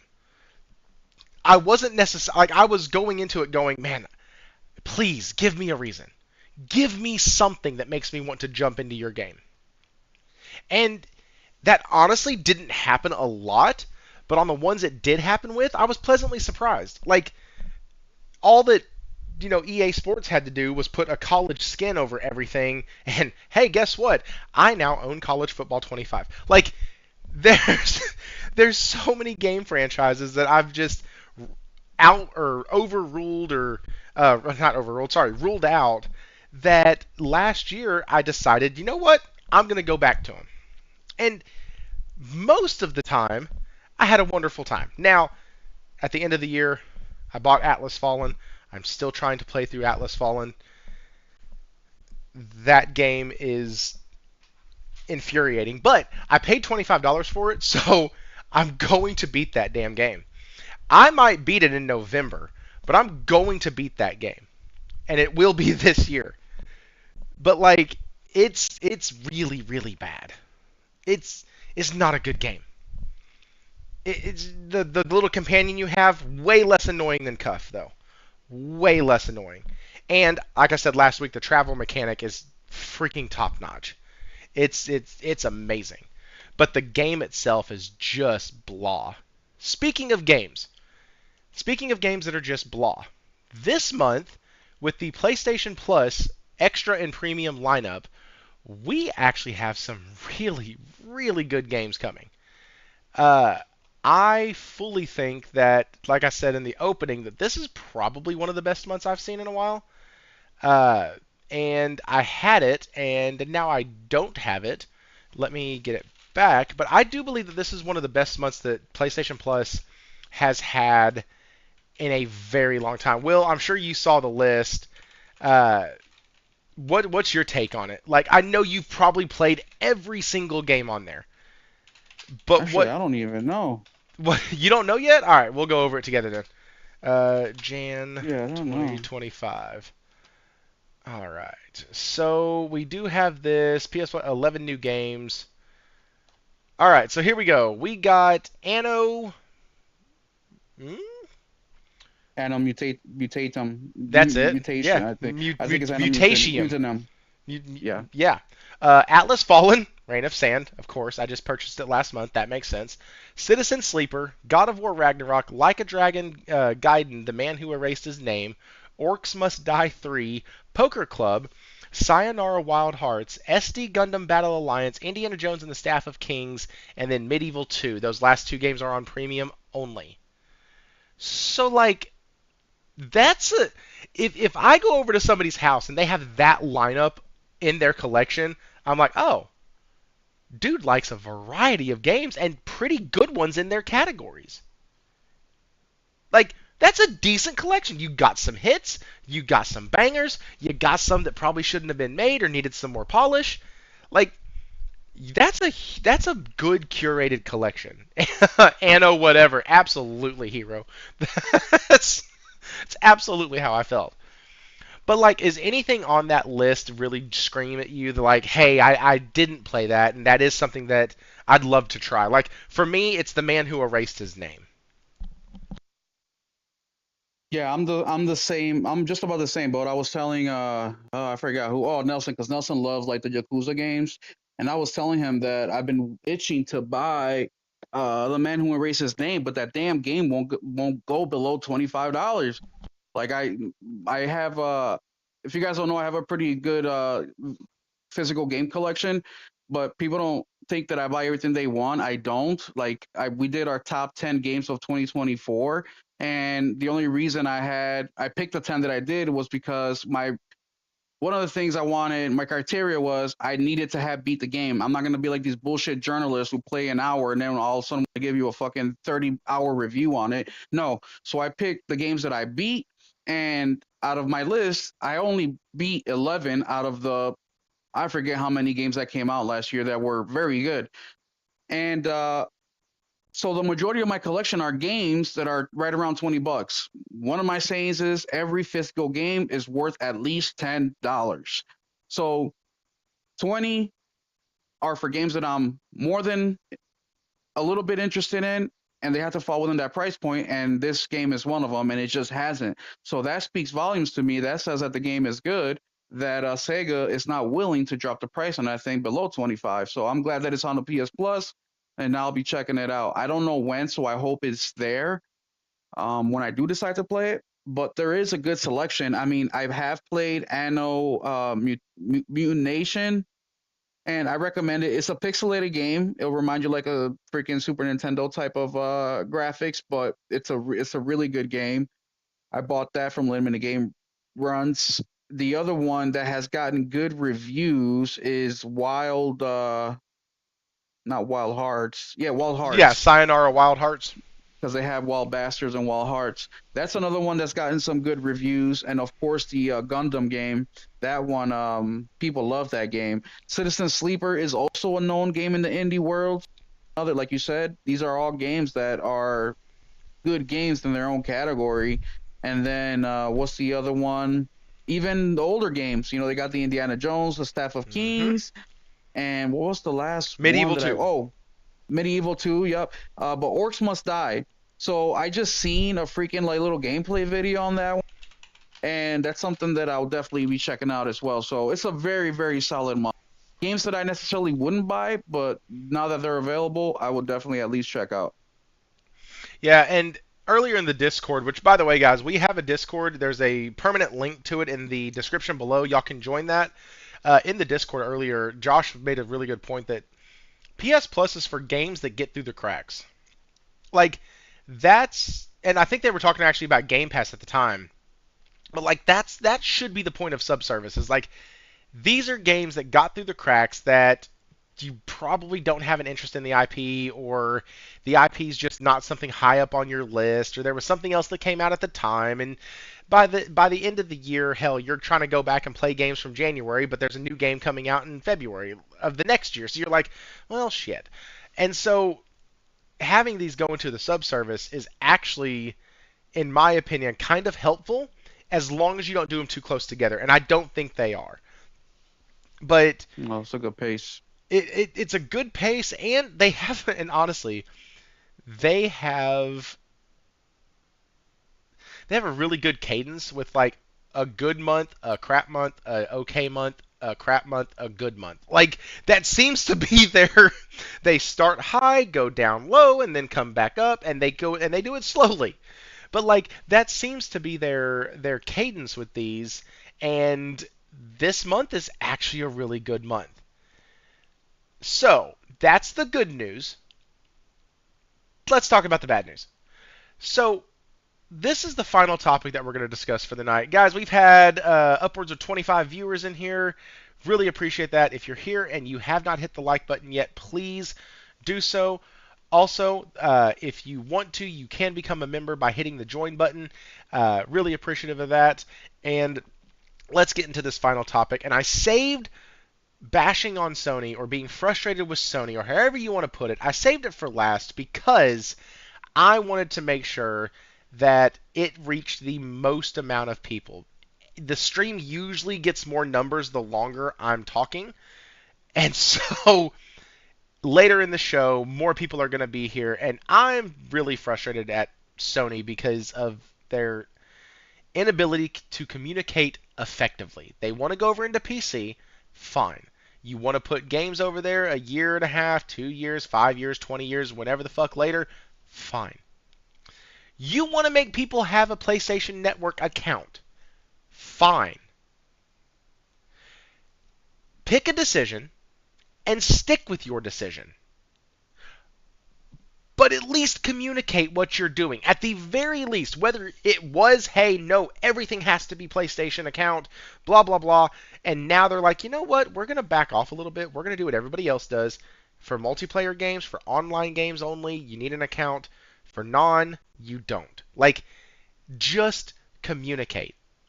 And you might be like, what the hell are you talking about? Well, here's what I'm talking about. Sony drops PSN requirement on PC for upcoming game. This is a commentary on a report by Twisted Voxel. The commentary is provided by Zarmina Khan from PlayStation Lifestyle. A Sony-funded upcoming game, which the company will also be publishing, has apparently dropped PSN account requirements on PC. The game is none other than Final Fantasy-inspired PlayStation China Hero Project by Utility Zero, by Ulti Zero, there we go, games.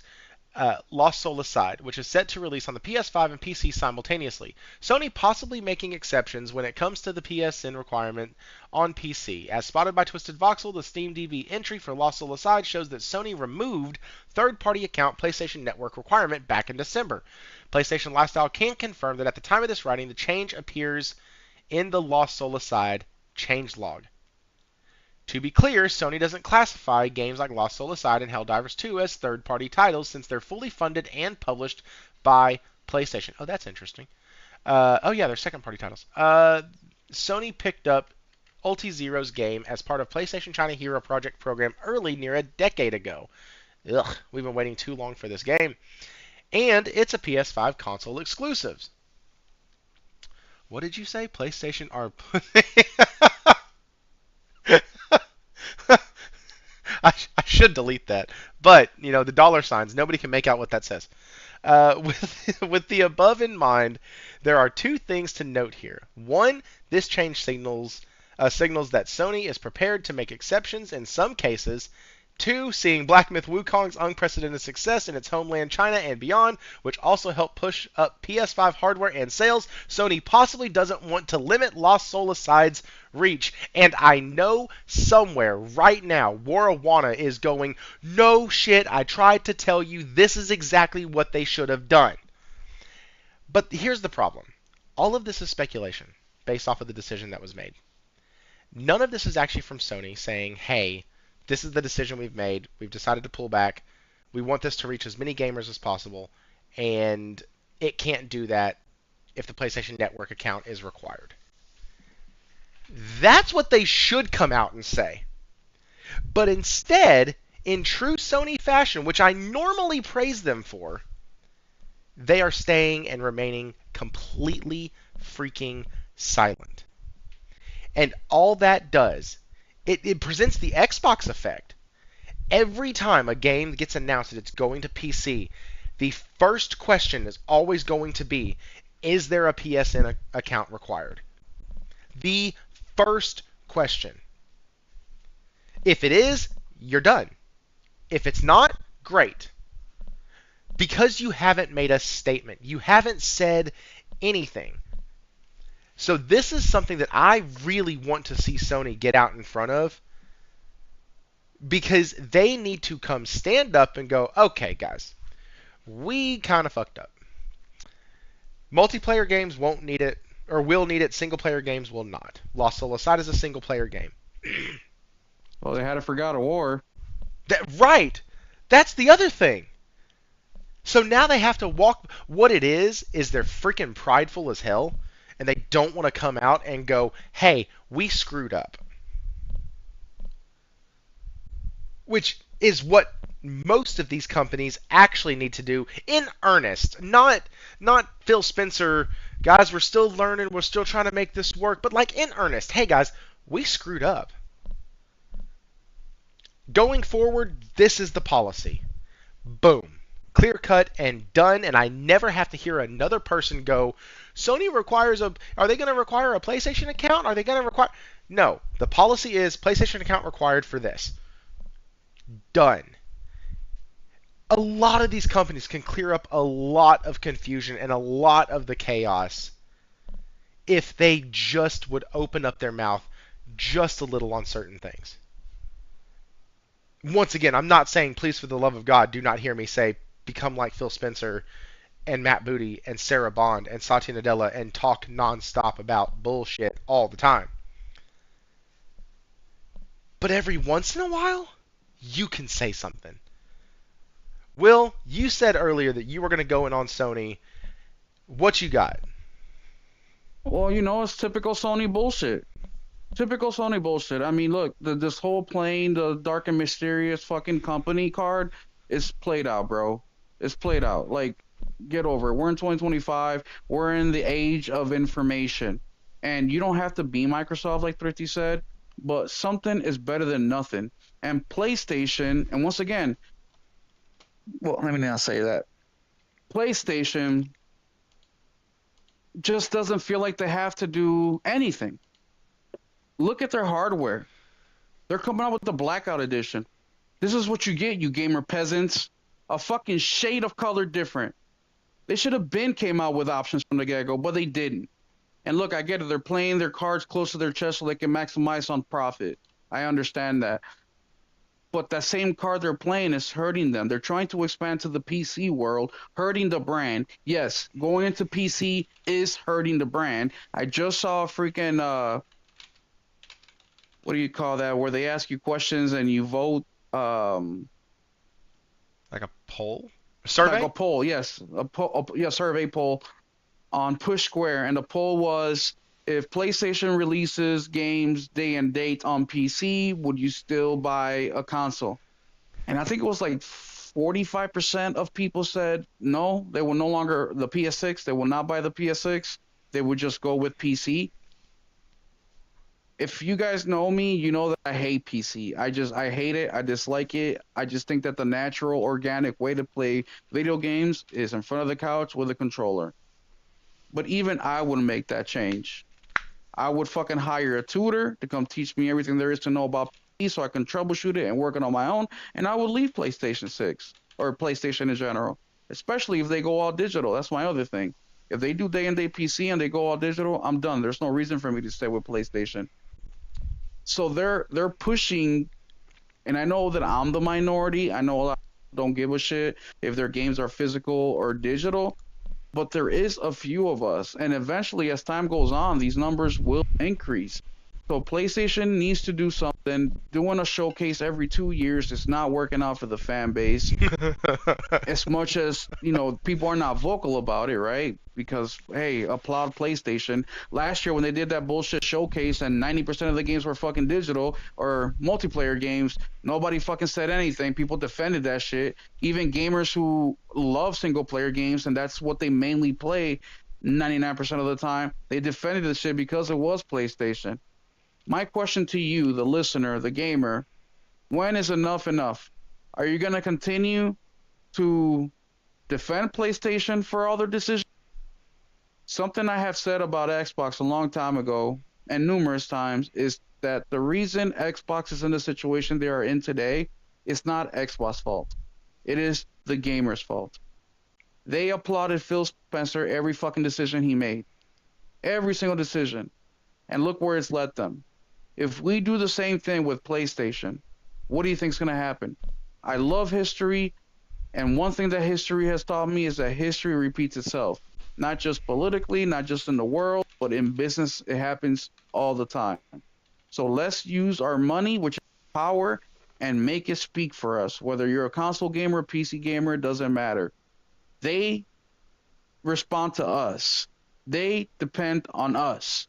But we are so used to depending on them for games that we forgot that. So don't forget that. We should always be questioning Sony. Anytime there is an event where we have the option to ask them a question or vote or even comment, make sure you do so and demand more. We should always demand more from not just PlayStation, but from anybody.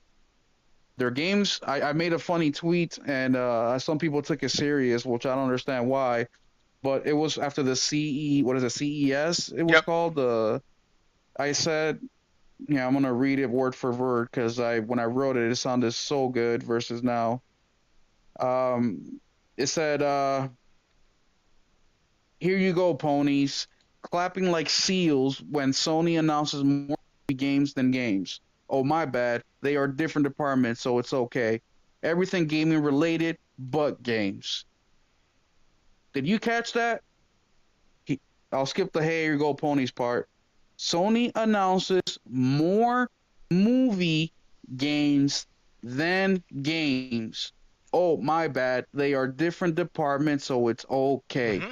Everything gaming related, but the games. I get that they're different departments. Sony's made up of three major sections, right? The Correct. movies, the music, and the gaming. Who's got the big? Who's got the big? Oh, Sorry, you're. my headset got Oh, disconnected there. I was like, whoo! All of a sudden, you went way down the hall. Yeah, no, I'm speaking to my controller so I get this handled. But who has the majority on in Sony? PlayStation does. And if you really think that these studio heads and all these people that work in gaming aren't advising these movies and TV shows, I got a bridge to sell you in New York. You know what I mean? It may be minimal time, but it's still time. And we're in an era of gaming that games are taking 6, 7 years to come out. So every little bit of time, no matter if it's a month that you're working on this damn movie or TV show, don't matter if you've been working on it for a couple months. Every ounce of time works. And guess what? I'm a selfish gamer. I want my games yesterday. Hero But yeah, brings up Sony has got a lot of a good problems that point. people may not see, and that's all I got to say about that. That's fine. Hero brings up a good point because I am the person who did say, had a whole post about it. Sony is a three-arm company, mainly music, movies, video games. Surprisingly, the movie portion of their business was around before their video game portion was. Point number one. Point number two, they decided that they wanted to expand their extremely popular video game IPs with these amazing stories that people constantly love over into their other divisions. Cool. That means we're going to get movies. That means we're going to get music. That means we're going to get anime now. That's awesome. And it's going to be from movie studios producing them and making them. And sure, there's going to be some, like, I'm sure Neil Druckmann is still going to be over there talking and consulting on The Last of Us Part 2. Got it. Great. Neil Druckmann isn't the one coding and isn't the one in there doing all the lines of code and developing the games from. He's not working on environmental renders is what I'm trying to say. Like, he's not the one doing the full on development of the game. So him going over and consulting, going, yeah, no, this is the story. This is kind of what we were trying to intend there. If you have an extra character in here that's not in the game, this is how they might come in. Like, sure, no big deal. But Sony told us they were going to do this. Sony told us last year that this was going to happen, that they wanted to, this was Hiroki Totoki saying they wanted to take their PlayStation IPs and transition them over into wider audiences. One of the ways they're going to do that is through movies and video games. And like what Hero said, and he asked you this question, Will, and I'll pose it for him now. So are you saying that Sony should stop making TVs or other tech because of games? So these are a great question, and I also want to answer Corey Massey, where Corey said, "Y'all don't buy the games that come out now, but y'all still asking for more. Y'all want to win online talking points, and Sony doesn't care about the online discourse anymore." And I love that. Great comment, Corey. So let me attack Hero's question that Thrifty translated. No, they should not stop making movies and TV shows. Absolutely not. And the fact that they are making game IPs that we love, like for example, for me, Horizon is like, I don't go to the movies. I've been to the movies twice in like 3 years, and that was to see Spider-Man, the animated one, and Sonic. I will be pre-ordering my ticket as soon as it comes, if it is available in theaters, and I will be there day one. I don't really like popcorn, but I'm going to get the biggest one they got there because I want to support everything about this. But when they said that, we had in mind that that's in addition to, where the fuck are the PlayStation first party games? Because I was thinking I'm going to be over here playing my brand new PlayStation first party game, turn it off, go watch the fucking PlayStation movie or PlayStation IP movie, come back home, finish up playing the PlayStation game. That's what I had in mind. Now, true, maybe it's me, um, my expectation, right? Maybe that's a me problem, but how are you gonna have more gaming movies and TV shows than actual Mm. games that you have out? That's my dilemma. Not saying that they should pause it. No, I encourage it, and they Well, actually should and do it I actually more. have an answer for that because it takes a lot less time to film a movie, go to post production, get out of post production, and get to theater. Exactly. It takes a Yeah. No. lot less time to do that. Yeah. So They. that's why, like, they started filming. I think Top Gun took like 13 months or 14 months. Like Top Gun Maverick, I think took just over a year, and that was a long, drawn out process because they had to keep reshooting. But like Mhm. most movies, like I've heard stories of movies like we started shooting here, we had 3 months in Australia or in England on site, got it done, got it out, and finished. Like Mhm. that's 3 months. Video games can't patch out a glitch in 3 months. No, they can't. Like, And you're right, it is a quick process. And yes, Josh, they release 20 movies a year, sometimes more, a little bit less. But right. I don't give a shit about the movies, and we're talking about the video game movies in specific. And you're right, Thrifty, about that. It's just way quicker. I understand that. I'm not asking them to produce the same amount of video games that they are movies. That would just be ridiculous.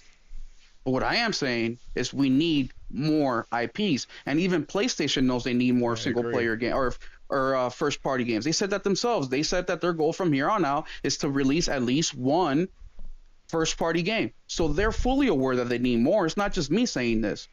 Oh, sure, sure, sure.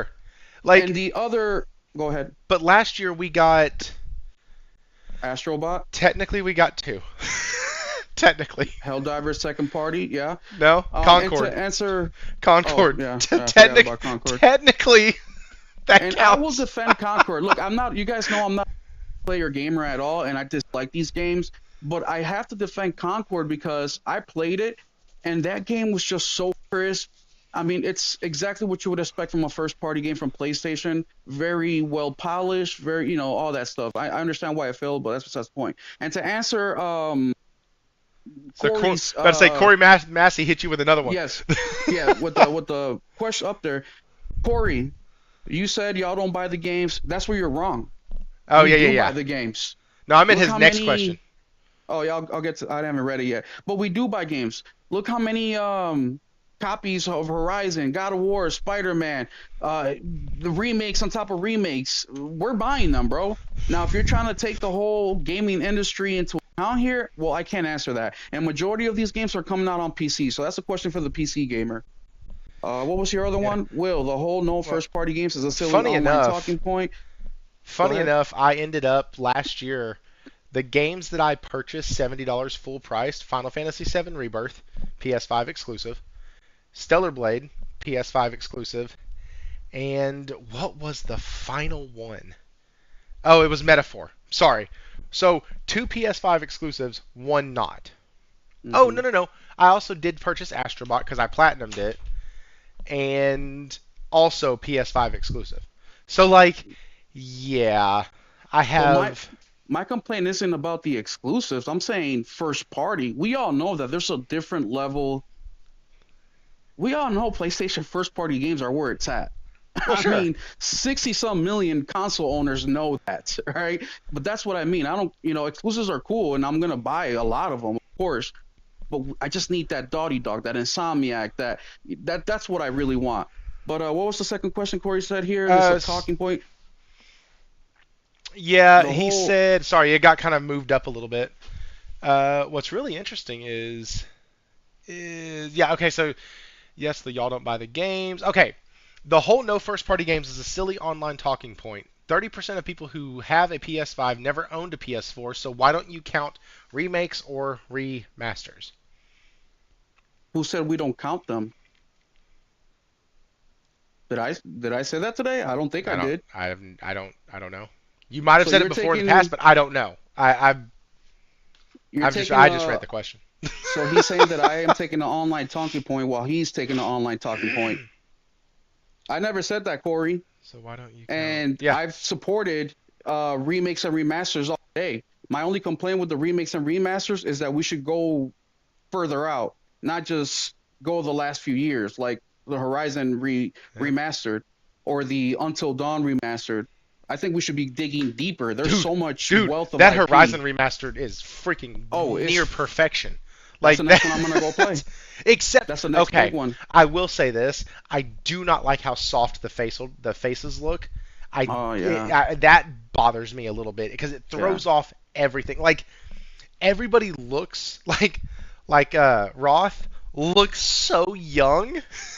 And I'm like, Mm-hmm. dude, You don't look like a daddy. you got like a baby face, and in the first one you didn't. It was so jarring seeing him, and then I'm like, oh, but like when you're not looking at some of the main characters' faces, the rest of it looks absolutely stunning.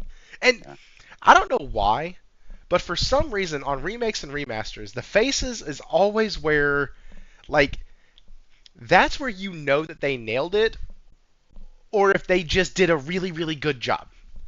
Like the Final Fantasy X remaster had that problem where like the remapping that they used over the original image didn't work out well, and it made the eyeballs look so weird. And so it was funny, but like remakes and remasters, they are great for the new generation. But when you're listening to or talking to gamers who have been around since the PlayStation 1, remakes and remasters make us go, huh, that's cool. I might want to replay that story. Not, oh my god, I got to go grab that game. yeah. If I wanted that, I would go to Nintendo. You know what I mean? They're doing that all the time. But also another thing too that people just seem to disregard. You know, they're always talking about the new gamer, the new gamer.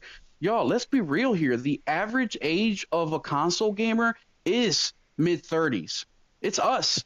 We're the ones. We're Okay. the ones that are still keeping console gaming alive per se.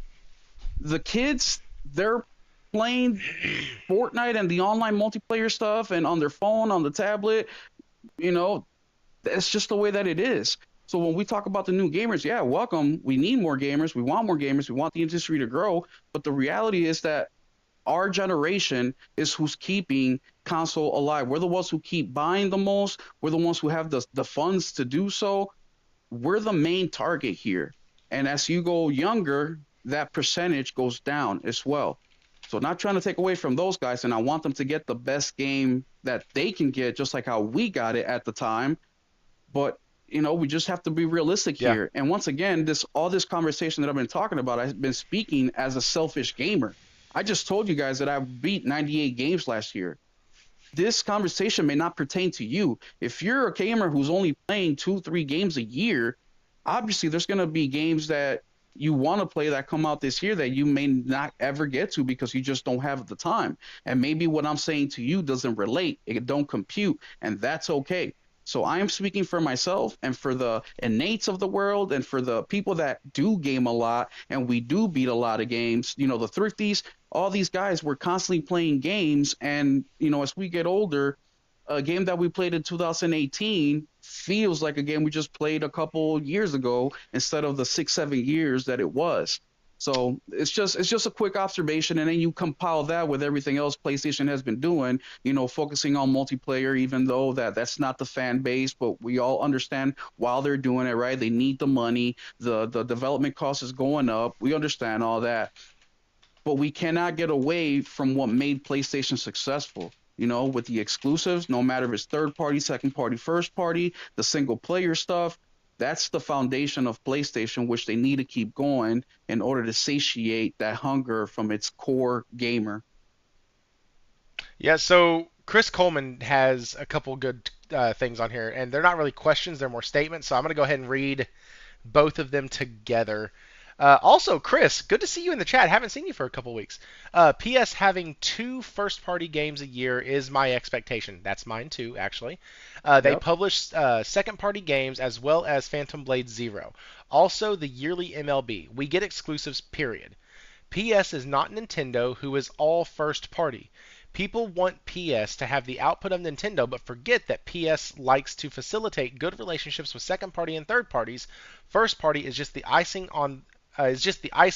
but the cake is the second and third parties for PS. And then, man, I actually Combine that with something that Corey had just said, that uh, a lot of us OG PlayStation gamers came to PlayStation for the exclusives. I came to PlayStation because I loved the way everything looked, and then I got hooked on Final Fantasy. Grand And Theft Auto. you That's what couldn't. brought me over to PlayStation. Is it really?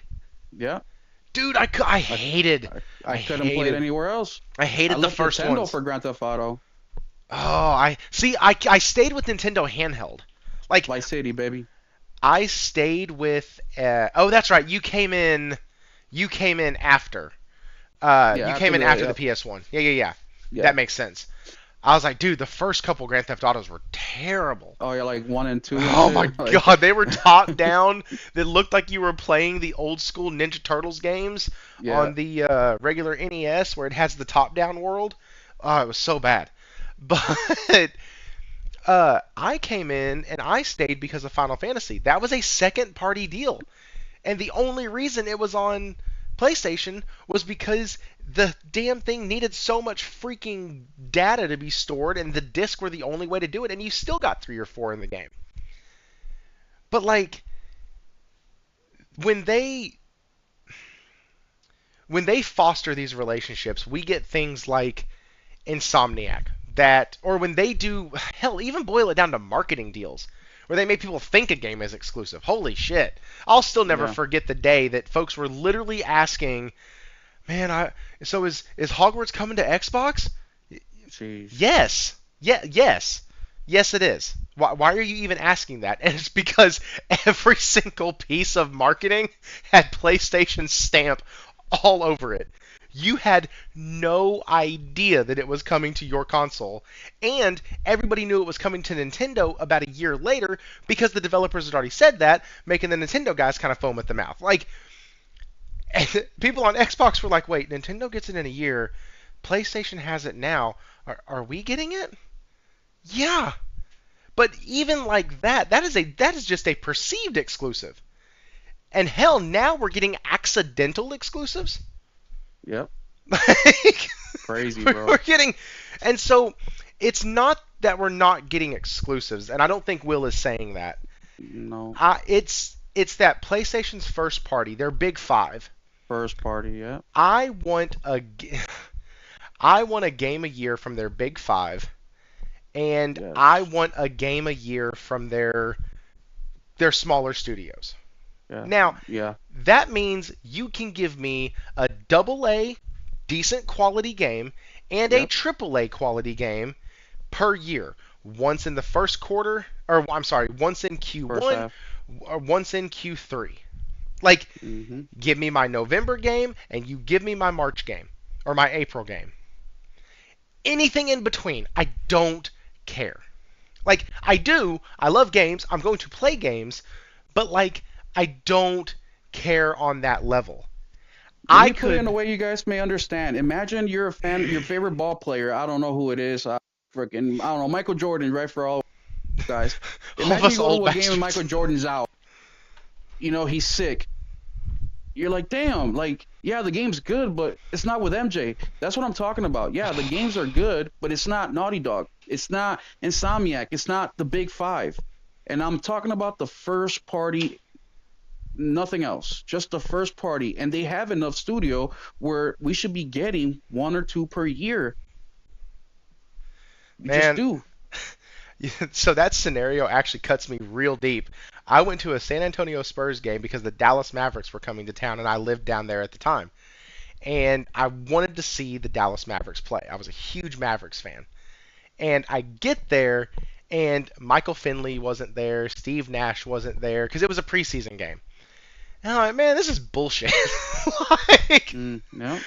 thankfully, I did get to see Dave Robinson and Tim Duncan, so that was pretty cool. But like, also, those dudes are massive, massive individuals. But like, I was also a kid, so that could have skewed it a bit. But like, you are absolutely right. I want to pay the money to see who I want to see. Dude, my dad took me to a WWF fucking like shit they had in my city, but it was all the B team. Like no Rock, no Stone Cold, like no Triple, none of that shit. It was just like literally the BC team. Like I never went back to another event. That's how bad it put me off. Never went back. And that's what I'm talking about. It's like, yeah, we get great games. Shit, even AAA, like Wukong, an accident exclusive, right? Baldur's Gate, accident exclusive for 3 months. But that's still not The Quantum Last of Break Us. That's or Quantum Quantum Break. Air, Quantum Air, Quantum Air. Quantum, yes. That's still not Ghost of Tsushima. That's not The Last of Us. That's not Uncharted. That's not. We know the quality we get from PlayStation. We know the type of storytelling. Like, we know. That's And why you they just can don't release a get that trailer. That's why they can release an intergalactic trailer. And and go instead of the crazy PlayStation fans going, F you, we're not buying that, all of us sat back and went, you know what? immediately. Let's wait. Let's see. Hmm. Let's see what they say. Because like, it's a first party studio. It's Naughty Dog, and she has a sword. Like, Yeah. there's three things that I'm sitting here going, you know what? I'm gonna hold off. I'm gonna wait. I'm gonna see what they do. Oh, Please, for the love of God, don't do what I think you're gonna do, and do what I know you can do, and everything will be copacetic. I don't care what her orientation is in the slightest. Tell it through a good story. yeah. Yeah, it's like when your favorite cook, your favorite chef, you don't give a shit what he cooks. Yeah, steak may be your favorite food, but you know damn well that whatever this person cooks is gonna be good. Yeah. So it doesn't fucking matter. You just want to see what creation they're gonna do, and that's how I feel about PlayStation. I wouldn't say that about anybody else. I mean, if we get something announced from, I don't know, name anybody, fucking Tencent, I'm gonna be thinking, okay, what else are you showing me? What's the story? What's the gameplay looking like? What type of game is it? Right? I'm asking all these questions. Like, if Naughty Dog is releasing a strategy game, which I don't play, I don't give a fuck. I'm buying it because it's Naughty Dog and we know the quality of work they do. Now that's us. That is as of now. That can always change, right? I'm not gonna give them blind loyalty, but I'm going based off history, what they've done, their work, their previous work. It's the same reason you go to the same restaurants, the same reason you go to the same grocery That's store, true. because you know what to expect. But all of a sudden, it's different in gaming. All of a sudden, it's different in gaming. All of a sudden, it's different because it's PlayStation. And I'm not being a Sony pony. I am being a gamer, and I'm a selfish gamer, and I want the most amount of games. We cannot use the exemptions to make the rule apply for it all. That's not that you just can't do that, and that's all I'm saying. And when, like I said earlier, when you combine all the other bullshit that PlayStation does, yes, I am not 100% satisfied with PlayStation at this very moment. Yes, I'm not happy that the plates of the Slim don't fit on the PS5 Pro, even though they're the same dimension. It's just that they changed the teeth. They did it on purpose. Yes, I'm not happy that they didn't They appled include. that shit so hard. Yes, I'm not happy that they didn't. I couldn't get a PS Plus discount because my shit didn't expire during Black Friday, and I cannot stack not even a year. But Yes, so I'm let, pissed so let me off. ask you this though, because here's the other side of the argument. Here's the other side of the coin. We have a company in Microsoft that last year did release 4 games first party. They did. Hmm. We also have a company like PlayStation that did not release 4 first party games last year. The 2 games that PlayStation released, one of them won Game of the Year. If I'm not mistaken, none of the Xbox exclusives were even nominated for Game of the Nominated. Year. Yeah. So here's the thing, and this is what I've always. This is why PlayStation does have so much goodwill. Because they can release Santa Monica, they're not going to make a flop. And if they Hmm. do, holy crap, it's going Yeah. to shatter the industry. If they come out and like release the buggiest and worst of the worst game, which they're not going to, it would completely destroy. It would.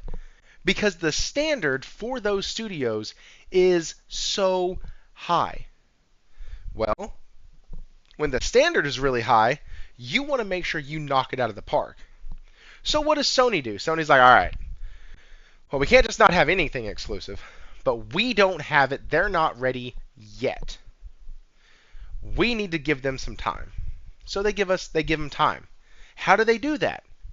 Helldivers, Stellar Blade, Rise of Ronin, Final Fantasy VII Yeah. Rebirth. Third You, party deals. you Second give party them deals. that time to release the quality because, Will, I swear to goodness, if you play Intergalactic and it is absolute dog shit, you're going to sit there and go, man, they should have taken a few more months to get this damn thing right. We've already waited this long. Well, we know that they will. When's the last time PlayStation released a game that was broken, incomplete, buggy? Like, when was the last time? You can't They even say don't. Concord because that game ran just fine. It ran, yes, exactly. The only problem with, well, there's a few problems, but like I mentioned earlier, I have to defend Concord a little bit because the game played really, really well. It felt like that first party quality that we all expect. So that's not the problem at all. We know, I have confidence.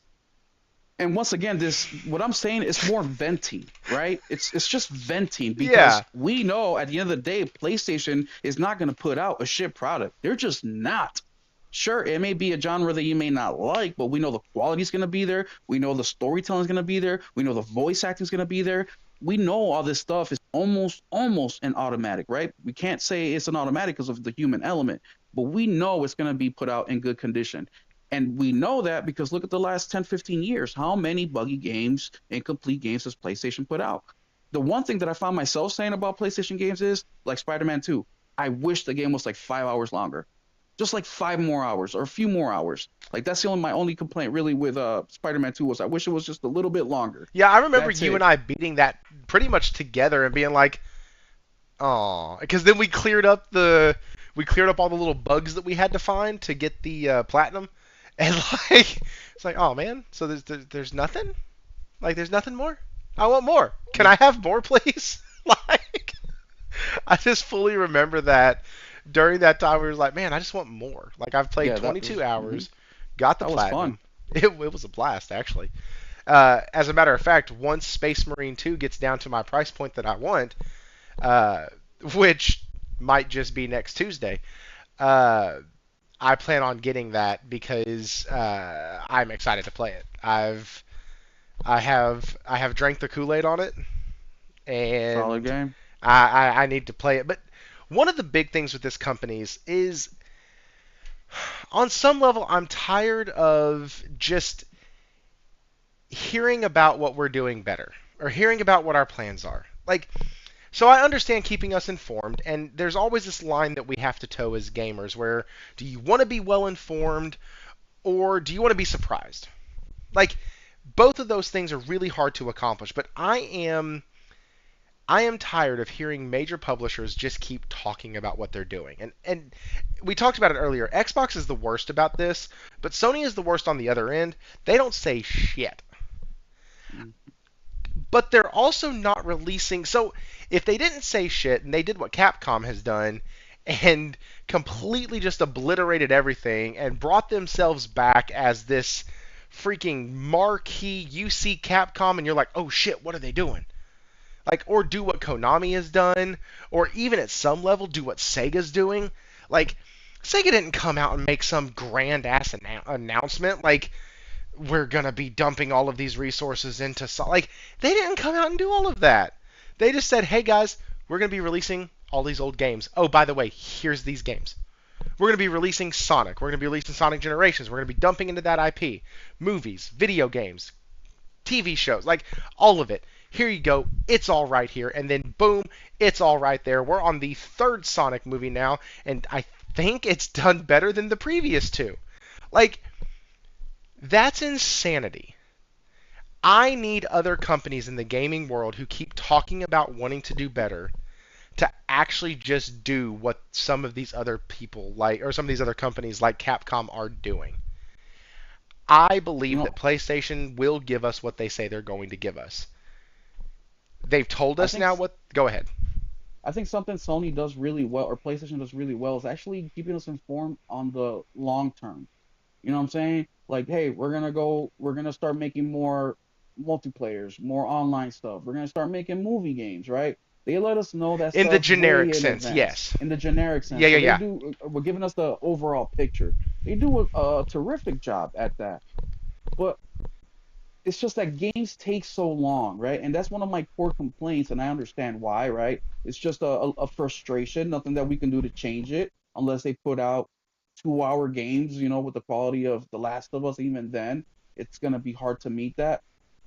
And that's where having a system in place and management in place really comes into play, where you can afford to operate. Hmm. But then you come across like Ubisoft. Ubisoft releases 3 to 6 games a year, but they're making games like it's a factory line, right? Like Nelson says, it's a factory line of how they make their games. So they're soulless. Yeah, Assassin's Creed is 60, 70 hours long, but what really are you getting out of it? Not much. So there's a fine line that you have to walk in the gaming industry in order to do the things that we're talking about. But like I said at the very beginning of the podcast, no matter who you are, you have to do a good job at selling both of us, the developer and the gamer. Developer to come make games from you or for you, and the gamer to buy games from you. So that is something that I think Sony has actually done well. Is they have given every single PlayStation gamer, unless you're really entrenched in the console wars, like, and really hung up on exclusives and I'm using this as an example. I'm not saying you are doing this well, but like getting hung up on exclusives and we're not getting enough, blah blah blah. If you are an actual gamer, Sony is keeping you very, very well fed and stocked up.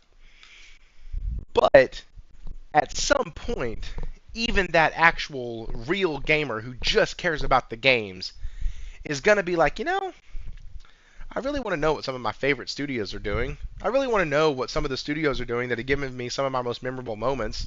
Like, my very first platinum ever was God of War Ragnarok. My second platinum was Spider-Man 2. My third platinum was Astrobot. Those are my only three platinums. I want to know what's going on with those series. I want more. Now, obviously, Astrobot just came out.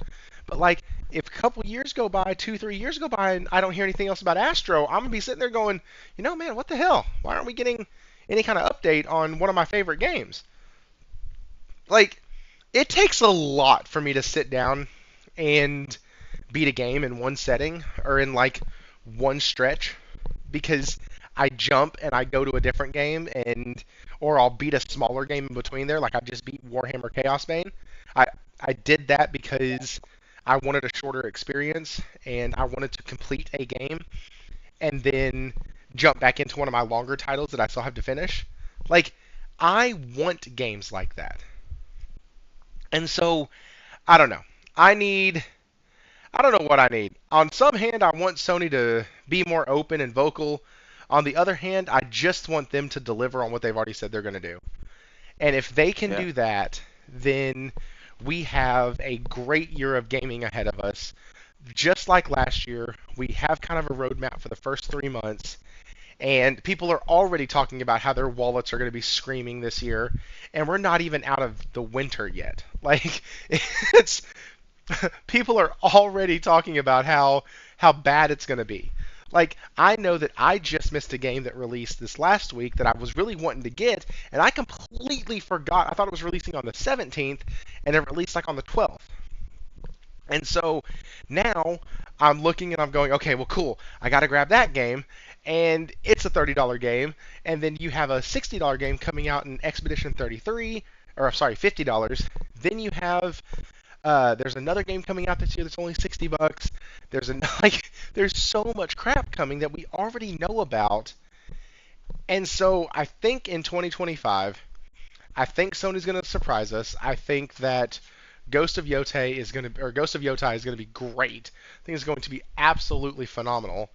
Can't wait to play it. I hope that my thing is on the movie stuff that we talked about earlier. I hope we get them sooner than later.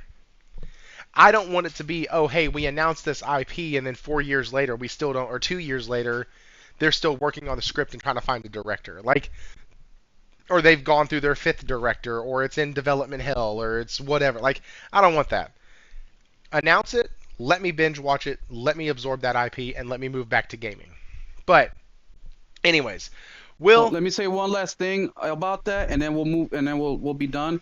Is first, I want to leave you guys with this: do exclusives sell or don't sell consoles? That's the first question I want you to that's the ask main yourself. thing they do. And the second thing is, what sells more consoles? A PlayStation third party deal or a PlayStation first party game? Now that second one might be close, depending on the game, That's depending on what the I was gonna say, IP, dude. a lot of If they get things. the marketing for GTA 6, it's No, fucking yeah. over. I don't. But now you combine both. And that is what PlayStation does well. They combine both. So I just don't understand why the pushback is. Once again, this is that defending shit that I talk about with gamers. I just said that I understand that it takes a while to make games. I understand that PlayStation feeds us in many more ways than just for first party.